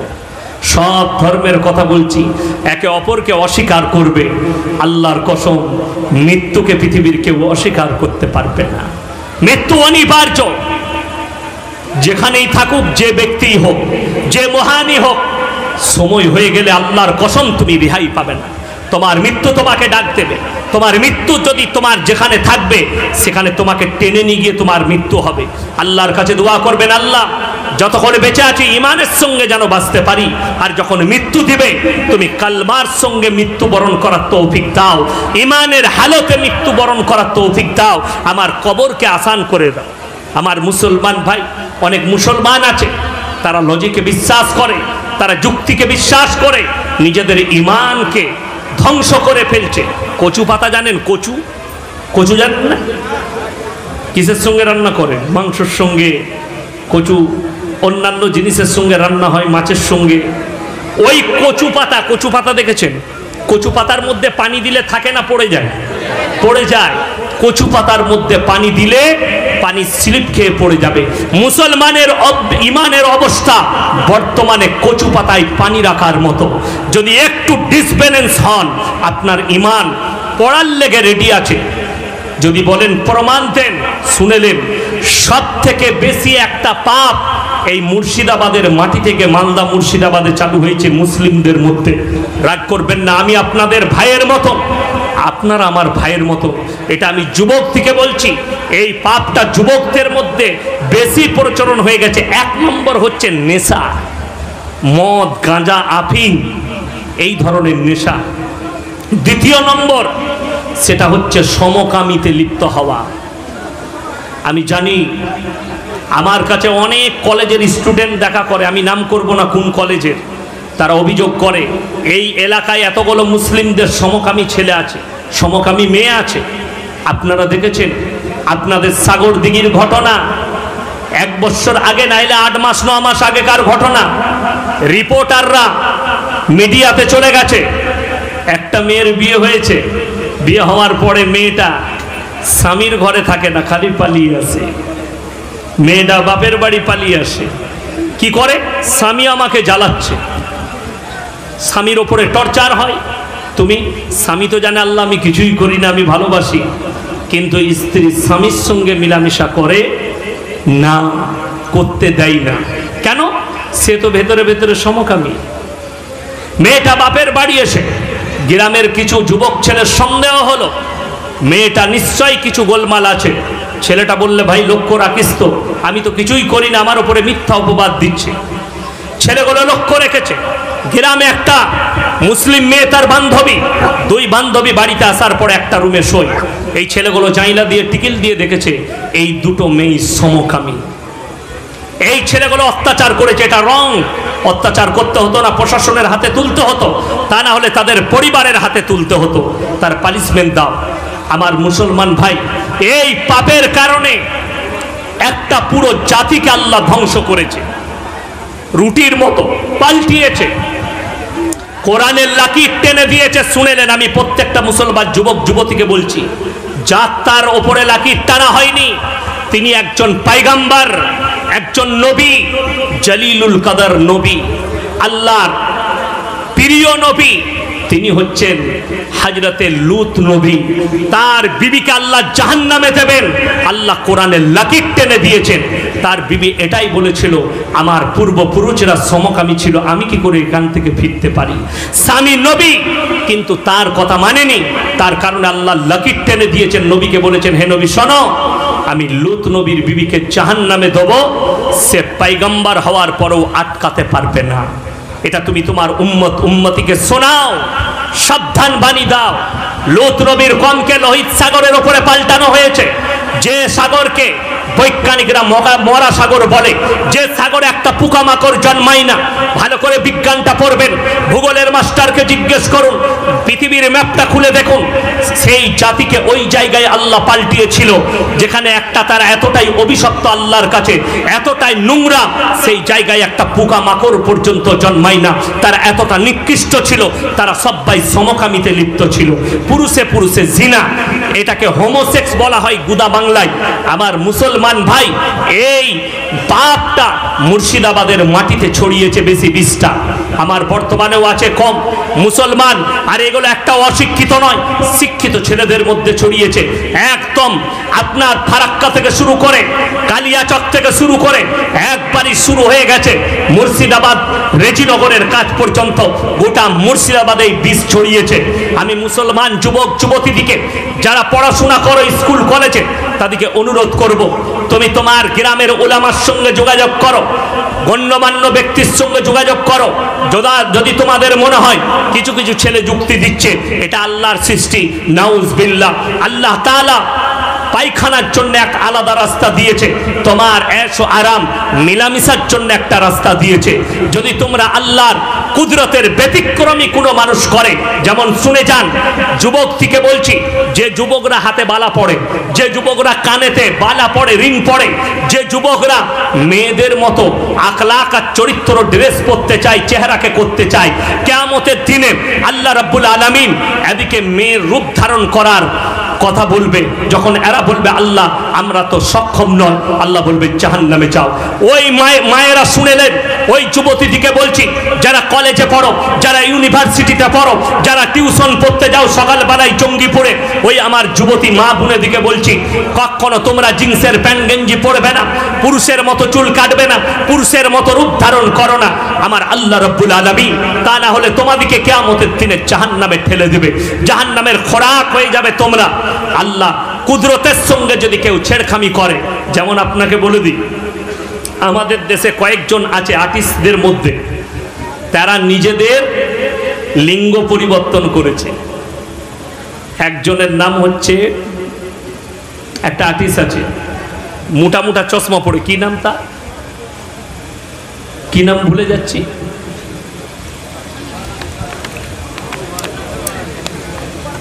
করণ জোহর, না না করণ জোহর একজন, যাই হোক, সে লিঙ্গ পরিবর্তন করেছে। যারা লিঙ্গ পরিবর্তন করে তারা ডাইরেক্ট জাহান্নামী লেখেলেন, এদের আর পাপের ক্ষমা নেই, কিয়ামতের দিনে বিপদে পড়ে যাবে। যারা লিঙ্গ পরিবর্তন করেছে, জলসায় শুনেলেন, প্রত্যেক গ্রামে জলসা হয়, বেশিরভাগ মুর্শিদাবাদে দেখেছি জলসার মেলা বসে, সেই মেলাতে দেখবেন স্টাম্প মারা টাট্টু আসে না, আসে না, কথা বলেন, এদিকে বুঝতে দিবেন না, এগুলো সম্পূর্ণ শরীয়ত সম্মত হারাম। এই টাট্টুগুলো করা ইসলামের পরিভাষায় হারাম।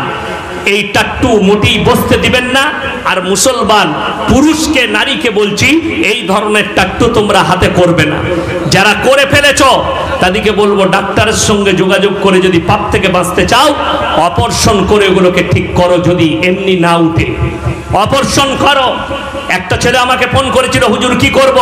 আমরা অপারেশন করে ঠিক করতে হবে, তা না হলে আল্লাহর কুদরতের সঙ্গে ছেড়খামি করলে কখনো জায়েজ হবে না। মসজিদে একটা বাচ্চা আমার ফটো তুলছিল, তাকে গায়ে হাত রেখে বললাম, বাবু চুলটা এইভাবে কাটো না, আমাদিকে ভালোবাসো। হ্যাঁ, মলি সাহেব দিকে বলে, মলি সাহেব একটা ফটো নেবো, আপনার ভক্ত খুবই, ফটো তো আমার লিচ্ছ কিন্তু চুল কাটছে শুয়োরের মাথার মতো। কষ্ট এই জায়গা, বড় কষ্ট লাগে, তাই না? কেন মলি সাহেবের মতো টুপি ভালো লাগলো না? মলি সাহেব, আমার তো দাড়ি নাই বলে মুর্শিদাবাদের অনেক ভণ্ড হুজুর বলছে ও দাড়ি চাচা মাল। বলো, দাড়ি আমাকে আল্লাহ দেয়নি, তো আমি কি করব? আমি তো জানি না যে কেউ তার বাপের জমিতে চাষ করেছে দাড়ি পাওয়া যায়। আমি জানি আল্লাহ দিলে হয়, না দিলে হয় না। এই মোল্লার দাড়ি দেখে আমার লোভ লাগছে, মনে হচ্ছে কেড়ে লিবার হলে কেড়ে নিয়ে পালিয়ে যেতাম, এত সুন্দর দাড়ি দিয়েছে, কিন্তু আল্লাহ আমাকে দেয়নি, তো আমি কি করব? তাই না? আল্লাহ যাকে যেরকম আকৃতি দেয়, যাকে যেরকম শরীর দেয়, সব আল্লাহর দান। মানুষ বলে না যে খেয়ে মোটা হয় না, মানুষ বলে না খেয়ে মরে যায় না, মৃত্যু থাকলে মরে, মৃত্যু আসে বাহানায়। ক্যারুর যদি খোরাক, আমাদের একজন ভাই আছে, কি বুঝলেন, সে বিয়ে ঘরে বসলে মোটামুটি 1 বালতি মাংস খায়, কি বুঝলেন, কিন্তু মারাত্মক শরীর আল্লাহ দিয়েছে, সেরকম লিভার আছে। আমার সঙ্গে একটা বিয়ে বাড়িতে গিয়েছিল, তো আমার মানে ভাইজি হচ্ছে বিয়ে, তো দিয়েছে আমার দাস্তারখানে বসেছে মাছ। আমি বললাম, বাবা আমি অন্য মাংস খাবো না, একটু মাছ দাও। তো রুই পোস্ত দিয়েছে, তো আমি 1 পিস নিলাম, সে আমাকে বলছে আরো 4 পিস লে। আমি বললাম কি করবো, আমি আমি তো খাবো না। বলছে তুলে না। 22 পিস মাছ খেলে, 22 পিস কাঁটা সমেত। আমি বললাম তোর হলারটা তো এমনি হলার লয়, কি ইন্না ইয়াজুজ ওয়া মাজুজ মিন কুল্লি হাদাবিন ইয়ানসিলু, ইয়াজিদ মাজুদের একটা নমুনা, কি বুঝলেন? তো আল্লাহ যাকে যেরকম লিভার দিয়েছে, যাকে যেরকম খাবার শক্তি দিয়েছে, সে সেরকম খাবে। আল্লাহ যাকে যেরকম ইচ্ছা শরীর দিবে, যার যখন ইচ্ছা মৃত্যু দিবে। তার একটা দলিল দিই, আমাদের দেশের অনেক বিশেষজ্ঞ ডাক্তাররা বলছে সকালবেলায় ব্যায়াম করবে। তো আমাদের অনেক ছেলে, কি বুঝলেন, সেই মেশিন কিনেছে, মেশিনে ছুটছে, মেশিন কিনেছে 80,000 টাকা। সকালবেলায় সেই বডি করা কিনেছে, সালমান খান হবে, খালি এরকম, কি বুঝলেন, এরকম করে ব্যায়াম করছে, দিয়ে বডি করছে। সিদ্ধার্থ শুক্লা 8 ঘন্টা করে জিম করতো। সিদ্ধার্থ শুক্লা একটা আর্টিস্ট, মারা গেছে স্টক। কি করে মারা গেল? জিম করে এসছে, বাড়িতে শুয়ে আছে, ডাবের জল খেয়েছে, দিয়ে কি হলো বলে পড়ে গেছি নাই। হ্যাঁ তুই যে বললি সালমান খান বডি, যেমন সকালবেলায় উঠে আমাদের দেশে বাবা রামদেব যোগ ব্যায়াম করছে, এরকম করে মুচুরে बोल रहे जोग व्यायाम करो, ये इधर रहेगा वो उधर रहेगा ये रहेगा, और हम साला কি বলেন বাবা রামদেব বাবা বলছে মূত্র পান করেগা গোমূত্র, কি বুঝলেন। আর আমরা মৌলবীরা আমরা কিছুই করি না। আমি এখান থেকে বাড়ি যাব, ফজরের নামাজ পড়ব, মাদ্রাসা করব, আবার জলসায় বের হব। 5 ওয়াক্তের নামাজ আমাদের কাছে আছে, আমাদের কাছে রোজা আছে, আমাদের কাছে কোরআন তেলাওয়াত, আল্লাহর উপরে বিশ্বাস। আমাদের মৌলবীদের আল্লাহ যতদিন হায়াত রেখেছি কই কিছুই নাই। যে বাবা রামদেবকে বলো আমাকে 1 ঘুষো মারবে, আর আমি একটা মারবো, 5টা ওই দিকে চলে যাবে। কি বললেন আপনারা? কেন কি বললেন? আমার তো মুখ খাওয়ার শরীর নয়, কি বুঝলেন। অনেকজন বলছিল, মিডিয়াগুলো কোথায় গেল কি জানি, শুনেছেন আপনারা? মুতেতে বলে গোমূত্র পান করো করুণা ভাগ যায়গা। আমাদের দেশে যে সে লোক বলেনি, এমপি বলেছে গায়ের পেছনে মুখটা লাগিয়ে মুত পান করেছে এমপি। বেচারা যখনই একটা ঘোষ শুনেছে, ইতাকা আপনার ডানকুনির ঘোষ, সালা মুদ বিক্রি হচ্ছে, মুতেতে করুণা পালাচ্ছে, তার ঘরে 12টা গায়ে আছে, সকালবেলায় বালতি দিয়ে মুদগুলো ধরে বেরেলে ভরেছে, টেবিল লাগিয়ে বেচতে শুরু করেছে বোতলে করে। পুলিশে এসে তাকে অ্যারেস্ট করেছে। ছি ছি ছি, ওর কি দোষ গো? সে তো এমপি বলেছে যে মুত খেলে ই হবে, উ দেখলে আল্লাহ আমার দুধ বিক্রি হবে, মুতু হবে। এত মুত ফেলে কি করব? যদি বিক্রি হয়ে যায় তা লাভ হবে। বড় কষ্ট লাগে, বলে গোমূত্র পান করো। আমি আল্লাহকে বললাম, আল্লাহ খুব ভালো হলো, ওরা মুত খাবে, আমরা দুধ খাবো। আল্লাহ আমাদেরকে বলেছে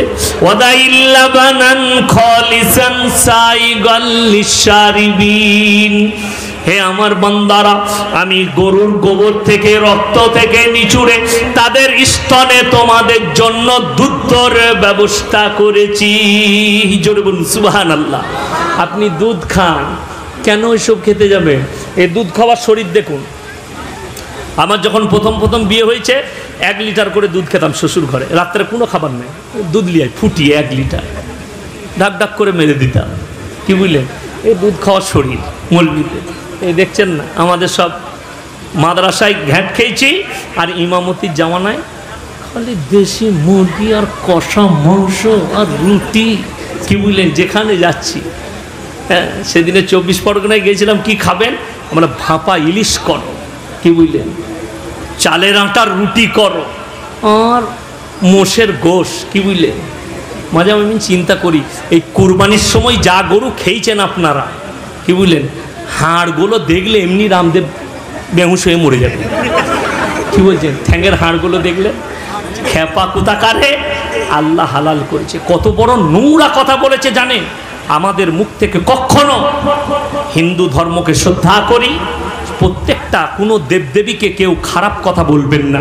নবীজি নিষেধ করেছেন, কারুর দেবদেবীকে গালি দিবেন না, কারুর ধর্মকে গালি দিবেন না।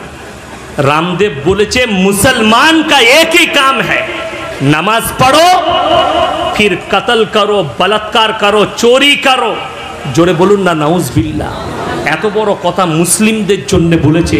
আমাদের মতো মৌলবীরা বলাৎকারী, আমাদের মতো মৌলবীরা চোর, এরকম নামাজিরা চোর, এরকম হাজি সাহেবরা চোর না? আমরা বোম মেরে বেড়াই।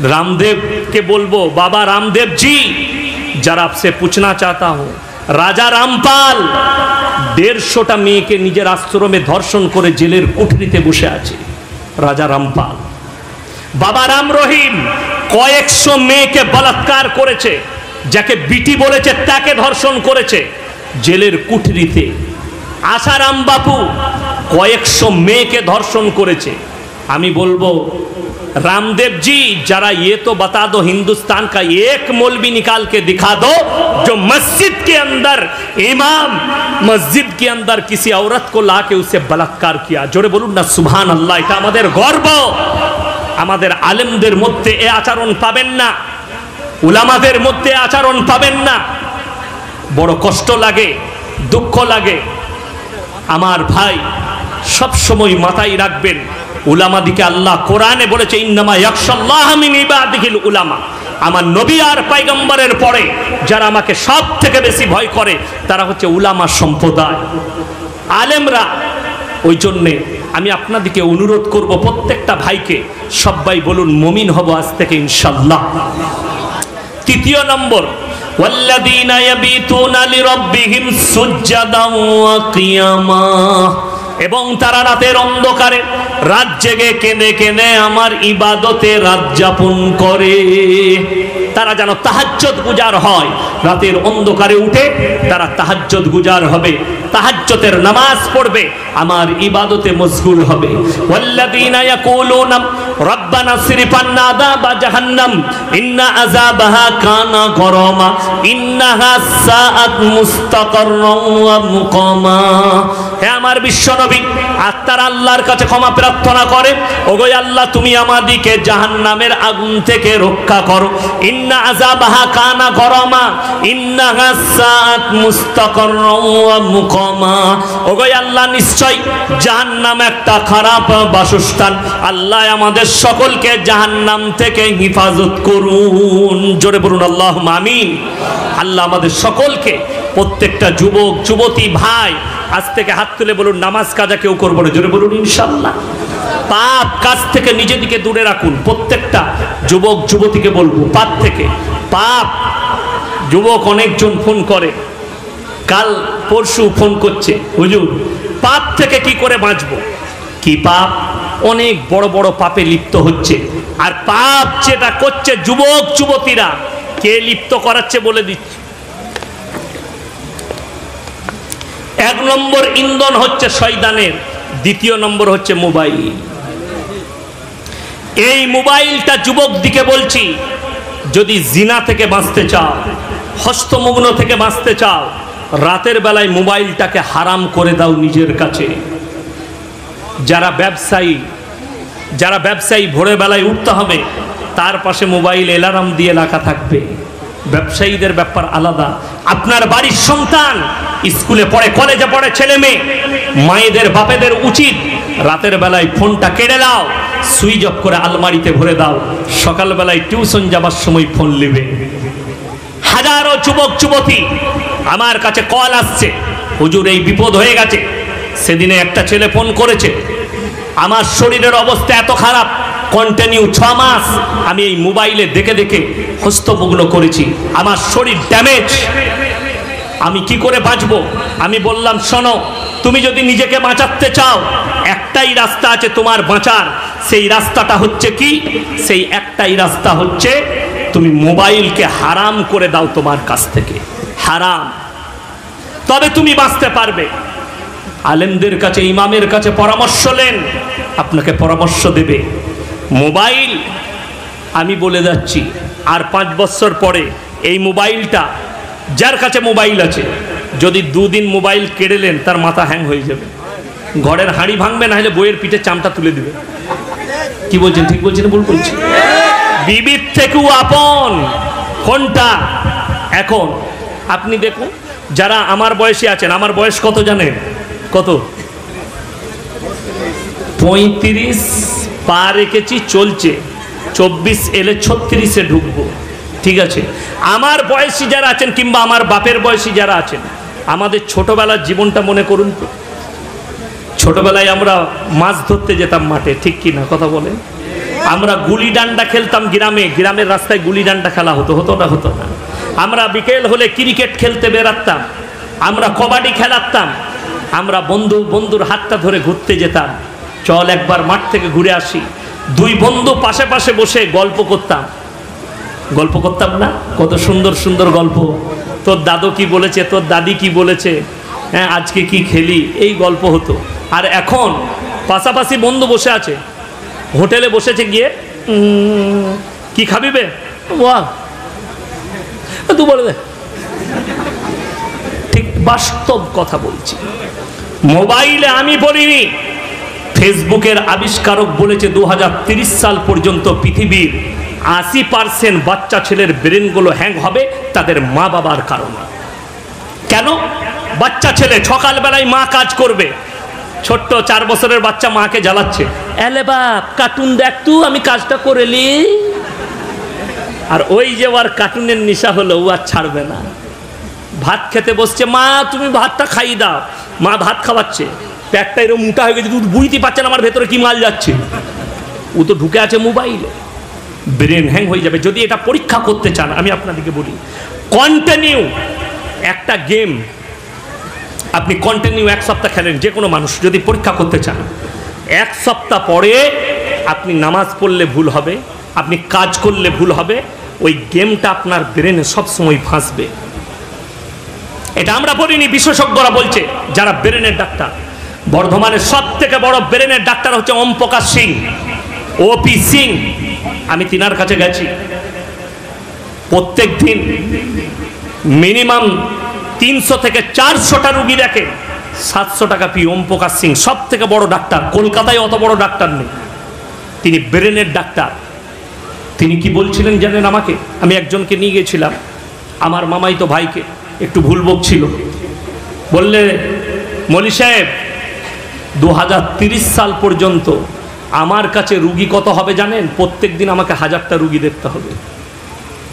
বলছে আমি এই 1 বছরে যদি 1000 রুগী দেখি, তার মধ্যে 300 থেকে 400 খালি বাচ্চা ছেলে রুগী ছিল, যারা মোবাইলের দ্বারা যাদের ব্রেন হ্যাং হয়ে গেছে। এটা ডাক্তার বলছে, বিশেষজ্ঞরা বলছে। আপনি কি তুলে দিচ্ছেন? আপনার বিবির হাতে মানে কোরআনটা তুলে দিতে পারলেন না, যে মানে কোরআন পড়ে তার অন্তরে আল্লাহর ভয় হতো। আপনি একটা হাদিসের কিতাব বাংলা আপনার সন্তানকে কিনে এনে দিতে পারলেন না, যেটা পড়ার পরে রাসূল সাল্লাল্লাহু আলাইহি সাল্লামের আখলাক আর চরিত্রটা জানতো। আপনি আপনার পরিবারকে ইসলাম দিতে পারলেন না, কি দিবেন? যেমন আপনাকে বলি, আমাদের সমাজের মানুষের ফতোয়া শুনলে দুঃখও লাগে, কষ্টও লাগে, হাসিও লাগে। কি বলুন তো? আপনি জিজ্ঞেস করুন, আমাদের দেশের কিছু মৌলবি আছে ফতোয়া দেয় বিড়ি খাওয়া সিগারেট খাওয়া মকরু। কেরা? আপনারা জিজ্ঞেস করেন হুজুর বিড়ি খাওয়া কি? হুজুর বললে মকরু। আর যদি হুজুর বিড়ি খায় তখন কি বলবে? এর পেছনে নামাজ হবে না? ঠিক বলছি না ভুল বলছি? আরে আমাদের দেশে তো অনেক লোক আছে পায়খানা ঘরে বিড়ি না খেলে তার হাগা হয় না। ঠিক বলছি না ভুল বলছি? সিগারেট না খেলে হাগা হয় না। আরে অনেক মৌলবি আছে, আমি বললে কাল থেকে বয়ানটা ছুটলে ওই মৌলবি কটা আমাকে গালি দিবে। পায়খানা ঘরে হাঁটতে গেলে সেই মৌলবি কটা গুল মাঝে, আমি বললে খারাপ মৌলবি। যদি বলেন ইয়াসিন হুজুর তুমি কি করো, আমাকে বলতে হবে না, আমার মাদ্রাসায় গিয়ে খোঁজ নিবে। আল্লাহর কৃপায় আমাদের বাপ বেটাকে আমার জীবনে একটা পান মশলা খাবার নহবত আল্লাহ আমাকে দেয়নি। আমি খাবার ছাড়া আমার জীবনে একটা মৌরি পর্যন্ত মুখে রাখি না, জোয়ান পর্যন্ত মুখে নিতে পারি না। খাবার পরে হজমের জন্য যে জোয়ান খাওয়া হয় সেটাও লিই না। হজম শক্তি আল্লাহ দিবে, যেদিনে মৃত্যু দেবে, নিতে পারি না। আর আমি চিন্তা করি মুখেতে খৈনি ভরছে, পায়খানা ঘরের ভেতরে বিড়ি খাচ্ছে। আচ্ছা আপনারা বলুন, পায়খানা ঘরে কোনো জিনিস খাওয়া বৈধ না অবৈধ? অবৈধ, নাজায়েজ এবং হারাম কাজ। পায়খানা ঘরের ভেতরে খানা খাওয়া, পায়খানা ঘরের ভেতরে বসে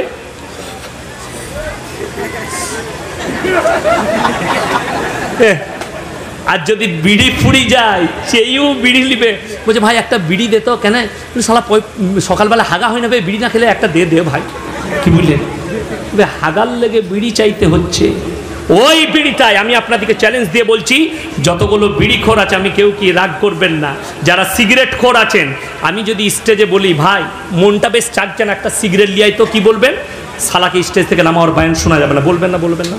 পেছনে গালি দিতে লাগবেন মা বোন তুলে, এই মৌলবীর বায়ান শোনা যাবে না। আর সেই মৌলবী, আমি যদি, আপনি আমার কাছে ফতোয়া নিতে আসছেন যে হুজুর বিড়ি খাওয়া কি, যে হুজুর যদি মকরু বলে তাহলে হুজুর খেলে দোষ কিসের আছে? তোর হুজুরকে বল না বিড়ি খেতে, খাই না কেন? তোর হুজুরকে বল না সিগারেট খেতে, খাই না কেন? কষ্টের বিষয়। আল্লাহ তাআলা কোরআনে বলেছে যে জিনিসের দ্বারা তোমার শরীরের ক্ষতি হবে সেই জিনিস থেকে তোমরা দূরে থাকো, এটাই হচ্ছে আমার আল্লাহর হুকুম।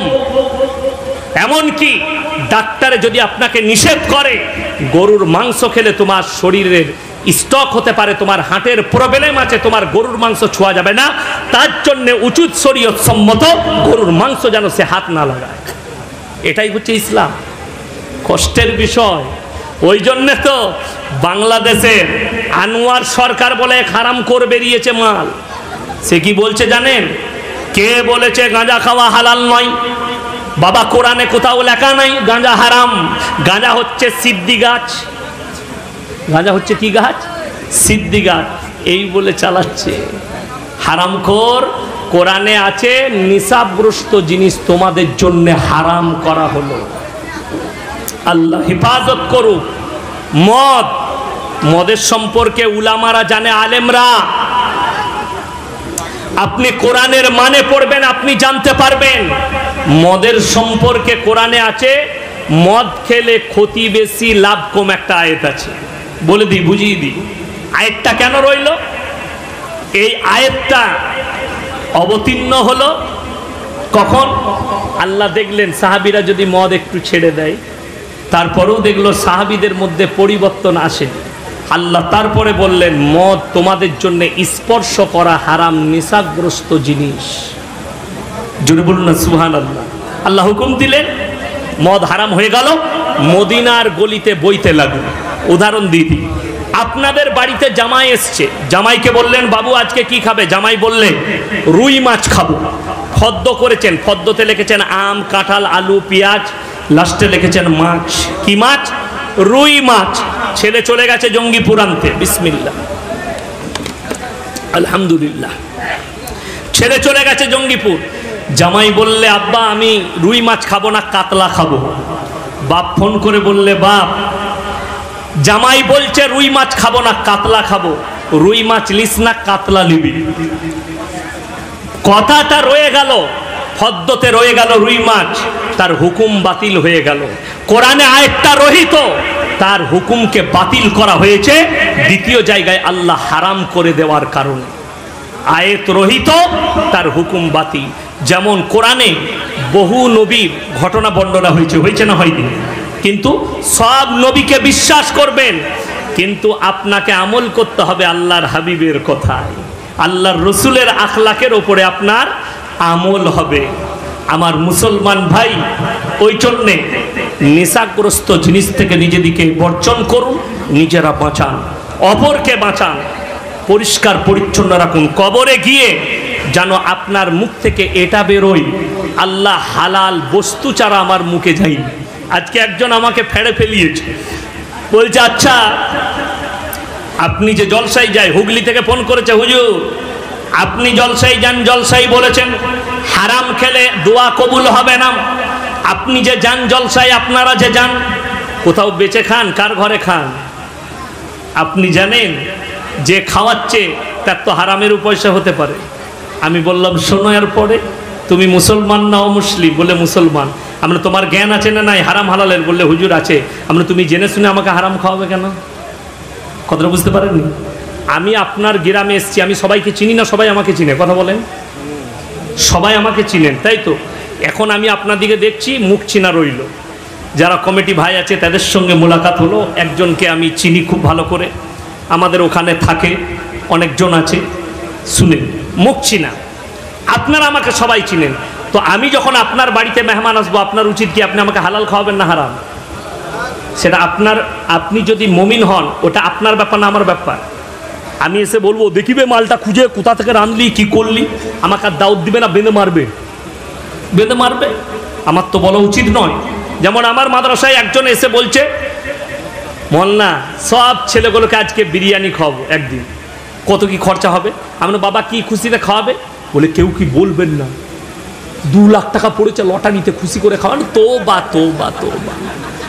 আমি বললাম আমাদের দুয়ার কবুল হয়, আমাদেরকেও খাইয়ে দেবে। আমি আপনার বাড়িতে মেহমান গেলে আপনার উচিত আপনি আমাকে হালাল বস্তু খাওয়াবেন। ওই জন্য আমার জলসায় আছে, কোন হিন্দু ব্যক্তি যদি আপনাকে দাওয়াত দেয়, তার ব্যবসা যদি হালালের হয়, তার পয়সাটায় খানা খাওয়া আপনার জন্য বৈধ। আর কোন মুসলমান যদি তাহাজ্জুদ গুজার হয় আর সে যদি সুদ খায়, আপনি জানেন যে এই লোকটা সুদ ছাড়া তার কোনো কিচ্ছু নাই, তার বাড়িতে তার পয়সায় ইফতারি করা হারাম। কিন্তু ওই হিন্দু ব্যক্তির পয়সা যদি সৎ হয়, তার পয়সায় ইফতারি করা জায়েজ আছে। কেন? সে হতে পারে অমুসলিম ভাই, তার পয়সাটা কিন্তু সৎ, ই মুসলমান, কিন্তু পয়সাটা হারাম। কিয়ামতের আলামতের মধ্যে একটা বড় আলামত শুনেলেন, আপনি বুঝতে পারবেন কখন বড় বড় এসি বালা মাটবেল বালা মসজিদ হবে, বড় বড় মসজিদ হবে, কিন্তু আলেমদের সম্মান থাকবে না, উলামাদের সম্মান থাকবে না। মানুষ গুনাহ করবে, পাপ করবে, সমাজের বুকে যারা হারাম খাবে তারা নেতৃত্ব দেবে। আজকে আপনাকে দেখিয়ে দেবো, আমাদের দেশে কি বুঝলেন, মদ খেয়ে আপনাদের মসজিদে কেউ ঢুকতে পাবে? কথা বলে না। গাঁজা খেয়ে ঢুকতে পাবে না, গাঁজা খেয়ে ঢুকতে পাবে না, মদ পান করে ঢুকতে পাবে না। কিন্তু আমাদের দেশে সুদ খেয়ে ফাঁস কাতারে নামাজ পড়তে পারে, আতর লাগিয়ে ফাঁস কাতারে চলে গেছে জুম্মার দিনে। ইমাম সাহেব মনে মনে করছে আল্লাহ ওলিটা ফাঁস কাতারে কি ব্যাপার? ইমাম সাহেব মনে করলে তাহলে পরিবর্তন হয়েছে মনে হয়। যেমন আমরা মাঝে মাঝে মনে করতাম, কি বুঝলেন, আমি একটা জলসায় বলেছি, আমার আব্বাজিকে বলছিলাম আপনি 50 বছর পশ্চিমবাংলার মাটিতে বায়ান করছেন। আমার মুর্তজা সাহেব বাবাজি তিনি 7 বছর বায়ান করে জীবনটা শেষ হয়ে গেল, চলে গেলেন দুনিয়া থেকে, আল্লাহ জান্নাতি করুক, বলুন আমিন। আমার আব্বাজির বয়স 78 বছর হয়ে গেল, সেরকম দূরের প্রোগ্রামে যাই না। আমি বললাম আপনি কি করলেন? বলে কেন কি করিনি? শিরক বিদআত উচ্ছেদ করেছি। আমি বললাম সব করেছেন, একটা জায়গায় মিসিং হয়ে গেছে। বলে কি মিসিং? আমি বললাম মেয়েদিকে কিন্তু মরা ঘর বন্ধ করতে পারেন। করতে পেরেছে? আপনাদের দেশে মরা ঘরে ভিড় মেয়েদের বেশি না ছেলেদের বেশি? মেয়েদের বেশি। কেন? আলু গোস্ত মেয়েরাই বেশি ভালোবাসে, মরার খানা তো মায়েদেরই বেশি। কান্নার যা ডিজাইন, ফেরেশতারা আলাদা কাটিং এর মাধ্যমে। ইসলামে যদি বলেন দুঃখ করা কি জায়েজ নাই? হ্যাঁ, 100% দুঃখ জায়েজ আছে। চোখের পানি পড়বে, মায়েরা শোনো, চোখের পানি পড়বে, তোমার অন্তর কাঁদবে সন্তানের জন্যে, কিন্তু বলে বলে কাঁদতে পাবে না। অনেক মায়েরা কি বলে, আল্লাহ তুই ছেলেগুলোর মুখের দিকে তাকালি না আল্লাহ। আমি খালি চিন্তা করি কান্নার সময় কি বলে কাঁদে, আমার চাচায় আমাকে গোস্ত খাইয়েছিল গো। আসলে কবে গোস্ত খাইয়েছিল সেটাও বলছে কান্নার সময়। তাহলে তো খুঁটা দেওয়া হচ্ছে, তবে গোস্ত খাইছিল, তোকে বাসে চাপিয়েছিল, তোকে চকলেট দিল, ওটাও কাঁদাতে বলতে হবে? এ তো খুঁটা দেওয়া না। শুনেলেন, মায়ের দিকে বলছি, শুনেন কি বলবেন। চোখের পানি পড়বে, আল্লাহ আমার আব্বাজি চলে গেছে, আল্লাহ জান্নাতবাসী করো, আমাকে সবরে জমিল দান করো। আমার সন্তান তোমার পেয়ারা হয়ে গেছে, আল্লাহ আমার কষ্ট হচ্ছে, তুমি আমার সন্তানকে জান্নাতি করো, আমাকে সবরে জমিল দান করো। আল্লাহ আমাকে সবর দাও, ধৈর্য ধারণ করার ক্ষমতা দাও। আপনাদিকে বলি, অনেক মা বাপ মনে মনে করে, অনেক স্বামী মনে করে, অনেক স্ত্রী মনে করে, আমার স্বামী মারা গেছে, আমি আর দুনিয়া করব না, আমার আর দুনিয়া করার ইচ্ছা নেই। অনেক বাবা ভাবে আমার সন্তান মারা গেছে, আমি আর দুনিয়া করব না। না, আল্লাহর নিয়ামত আল্লাহ ফিরিয়ে নিয়েছে। ফুলের বাগান হয় না, হয় না? কথা বলেন, ফুলের বাগান হয় না? ফুলের বাগানে গোলাপ ফুল ধরে না, ধরে না? অনেক রকমের ফুল। আচ্ছা, একটা গোলাপ ফুল চিরজীবন থাকে না, ঝরে যায়, বুড়ো হয়ে ঝরে যায়। যদি গোলাপ ফুলটা ঝরে যায়, গাছের গোড়াটা কেটে দিবেন? কথা বলেন, রেখে দিবেন কেন? আরো কুড়ি ফুটবে। বাপ যদি মরে যায়, আল্লাহকে বলে, আল্লাহ আমাকে সবরে জমিল দান করো, কাঁদবেন, বাপের জন্য দোয়া করবেন, বাপের জন্য দান খয়রাত করবেন। আবার এক সপ্তাহ পরে ভুলে গিয়ে আবার নতুনভাবে জীবনযাপন করবেন। বাপের কথা মনে পড়লে 10 টাকা মসজিদে দিবেন, 50 টাকা গরিবকে দিবেন বাপের কথা মনে পড়লে। আর আবার নতুন করে জীবনযাপন শুরু করো। এটা দুনিয়ার পরম্পরা। বাপ চলে যাবে, বেটা থাকবে, বেটা চলে যাবে, তার বেটারা থাকবে। এটাই দুনিয়ার নিজামত আল্লাহ শুরু করেছেন। এই নিজামত কিয়ামত পর্যন্ত চলবে। আমরা একে অপরে চলে যাব। খালি আইয়ুকুম আহসানু আমালা, ভালো আমলটা তৈরি করুন। ভালো আমল নিয়ে আমরা যেন কবর থেকে, দুনিয়া থেকে কবরে যেতে পারি। কবর হচ্ছে প্রথম মঞ্জিল। আমার মুসলমান ভাই, আপনার দ্বারা যেন কেউ কষ্ট না পায় যদি মুমিন হতে চান। আপনার দ্বারা আপনার বাবা মা যেন কষ্ট না পায়। জানেন, একজন হুগলি ডিস্ট্রিক্টের, আমি নাম করব না জায়গা, একজন হিন্দু ব্রাহ্মণ পুজো করে, আমাকে ফোন করেছিল, স্যার আমি আপনাকে রেসপেক্ট করি, প্রত্যেক দিন আপনার বক্তব্য রাতে না শুনলে আমার ঘুম আসে না। আমি একজন পুরোহিত ব্রাহ্মণ, পুজো করি, আপনি খুব খাঁটি কথা বলেন, কিন্তু দুঃখের বিষয় একটু বলবেন। আমার বাড়ির পাশে একজন আমার বন্ধু আছে, মুসলিম ভাই, তিনি হজ করে এসছেন। হজ করে এসে তিনি নিজের পরিবারকে নিয়ে একটা বাড়িতে থাকে, পাশে একটা ছোট্ট ঝুপড়ি বাড়িতে তার বাবা মা থাকে, আলাদা রান্না করে খায়। আমি বললাম, হাজি সাহেবকে বলে দিবে তোমার হজ আল্লাহর বারগাহে পৌঁছাবে না।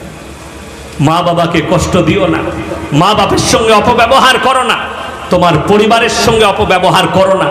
পরিবারের সঙ্গে ভালো ব্যবহার, আত্মীয় স্বজনের সঙ্গে ভালো ব্যবহার। অনেক সন্তান এমনও থাকে, মা আমাকে ভালোবাসে, বাবা আমাকে ভালোবাসে, আমাকে বেশি মা ভালোবাসে, তা বলে এটা নয়। মা তোমাকে ভালোবাসতে পারে, মা তোমাকে খাবার খাওয়াতে পারে, মা তোমাকে বেশি মহব্বত করতে পারে, কিন্তু মা যদি বলে বড় বেটাকে কিছুই দেবো না, তুই আমাকে নিয়ে চল লুকিয়ে, তোকে জঙ্গিপুরে লিখে দিয়ে আসি সব জায়গা জমিটা, আপনার হক মা, এটা আমার ভোগ হবে না, আমার ভাইয়ের হক আছে, সমান হক দাও। আল্লাহ তার তকদিরে যা রেখেছে এটাও মা বাপের উচিত। আমাদের দেশে অনেকজন আছে, মাকে লুকিয়ে বহরমপুর গিয়ে জমিটা লিখে নিয়েছে জায়গাটা, দিয়ে ঘরে এসে মসজিদে তাহাজ্জুদ পড়ছে। ফেরেশতারা বলছে আগে মালটা ঘোরগা, তাহাজ্জুদ পরে কিছুই হবে না। তারপরে যখন মা মারা গেছে, ভাই বলছে ভাই জমিটা কবে ভাগ করবি? জমি কি ভাগবে? বলে কেন, কি হলো? বলে ও তো মা আমাকে লিখে দিয়েছে। লিখে দিয়েছে মানে? বলে হ্যাঁ। তুই তো তাহাজ্জুদ পড়িস, কবে লেগলি? কি মাকে ডাক্তার দেখাতে নিয়ে যাচ্ছি, এই ধরনের পাপ কেউ করো না। তোমার ভোগ হবে না, তোমার সন্তানের ভোগ হবে না। তুমি যদি 1 ছটাক পাও, 1 ছটাক লাও, ভাইকে 1 ছটাক দাও। আমি বলছি সুখে থাকবেন। দুনিয়াতে মাল, ধন, সম্পদ, যারা মনে করছেন সম্পদ নিয়ে যাব, আমি অনুরোধ করে বলে যাচ্ছি, তারা একবার নবাব সিরাজউদ্দৌলার হাজারটা দৌড়ের বাড়ির দিকে তাকিয়ে দেখো, সব দাঁড়িয়ে আছে। নবাবদের অস্তিত্ব আল্লাহ মিটিয়েছে, তোমার বাড়ি দাঁড়িয়ে থাকবে। তুমি লুকিয়ে যে মায়ের কাছ থেকে জমি কেড়ে নিয়েছো, সেটাও নিজের জায়গায় দাঁড়িয়ে থাকবে। তুমি কবরে যাওয়ার পরে তোমাকে জবাবদিহি করতে হবে। বেটার জন্য যারা যৌতুক নেয়, সন্তানের জন্য যারা যৌতুক নেয়, তাদেরকে অনুরোধ করছি, যৌতুক নেবেন না। আপনি বিপদে পড়ে যাবেন। বেটার জন্য আপনি কেন পাপ করতে যাবেন? সন্তানের জন্য আপনি কেন পাপ করবেন? আপনার তো পাপ করার প্রয়োজন নাই। আচ্ছা আপনারা বলুন, সামান্য উদাহরণ দিই, আপনারা বলুন ইমানদারির সঙ্গে, আপনাদের বেটার বিয়ে হলে যে সোনা দিবে, গয়না দিবে,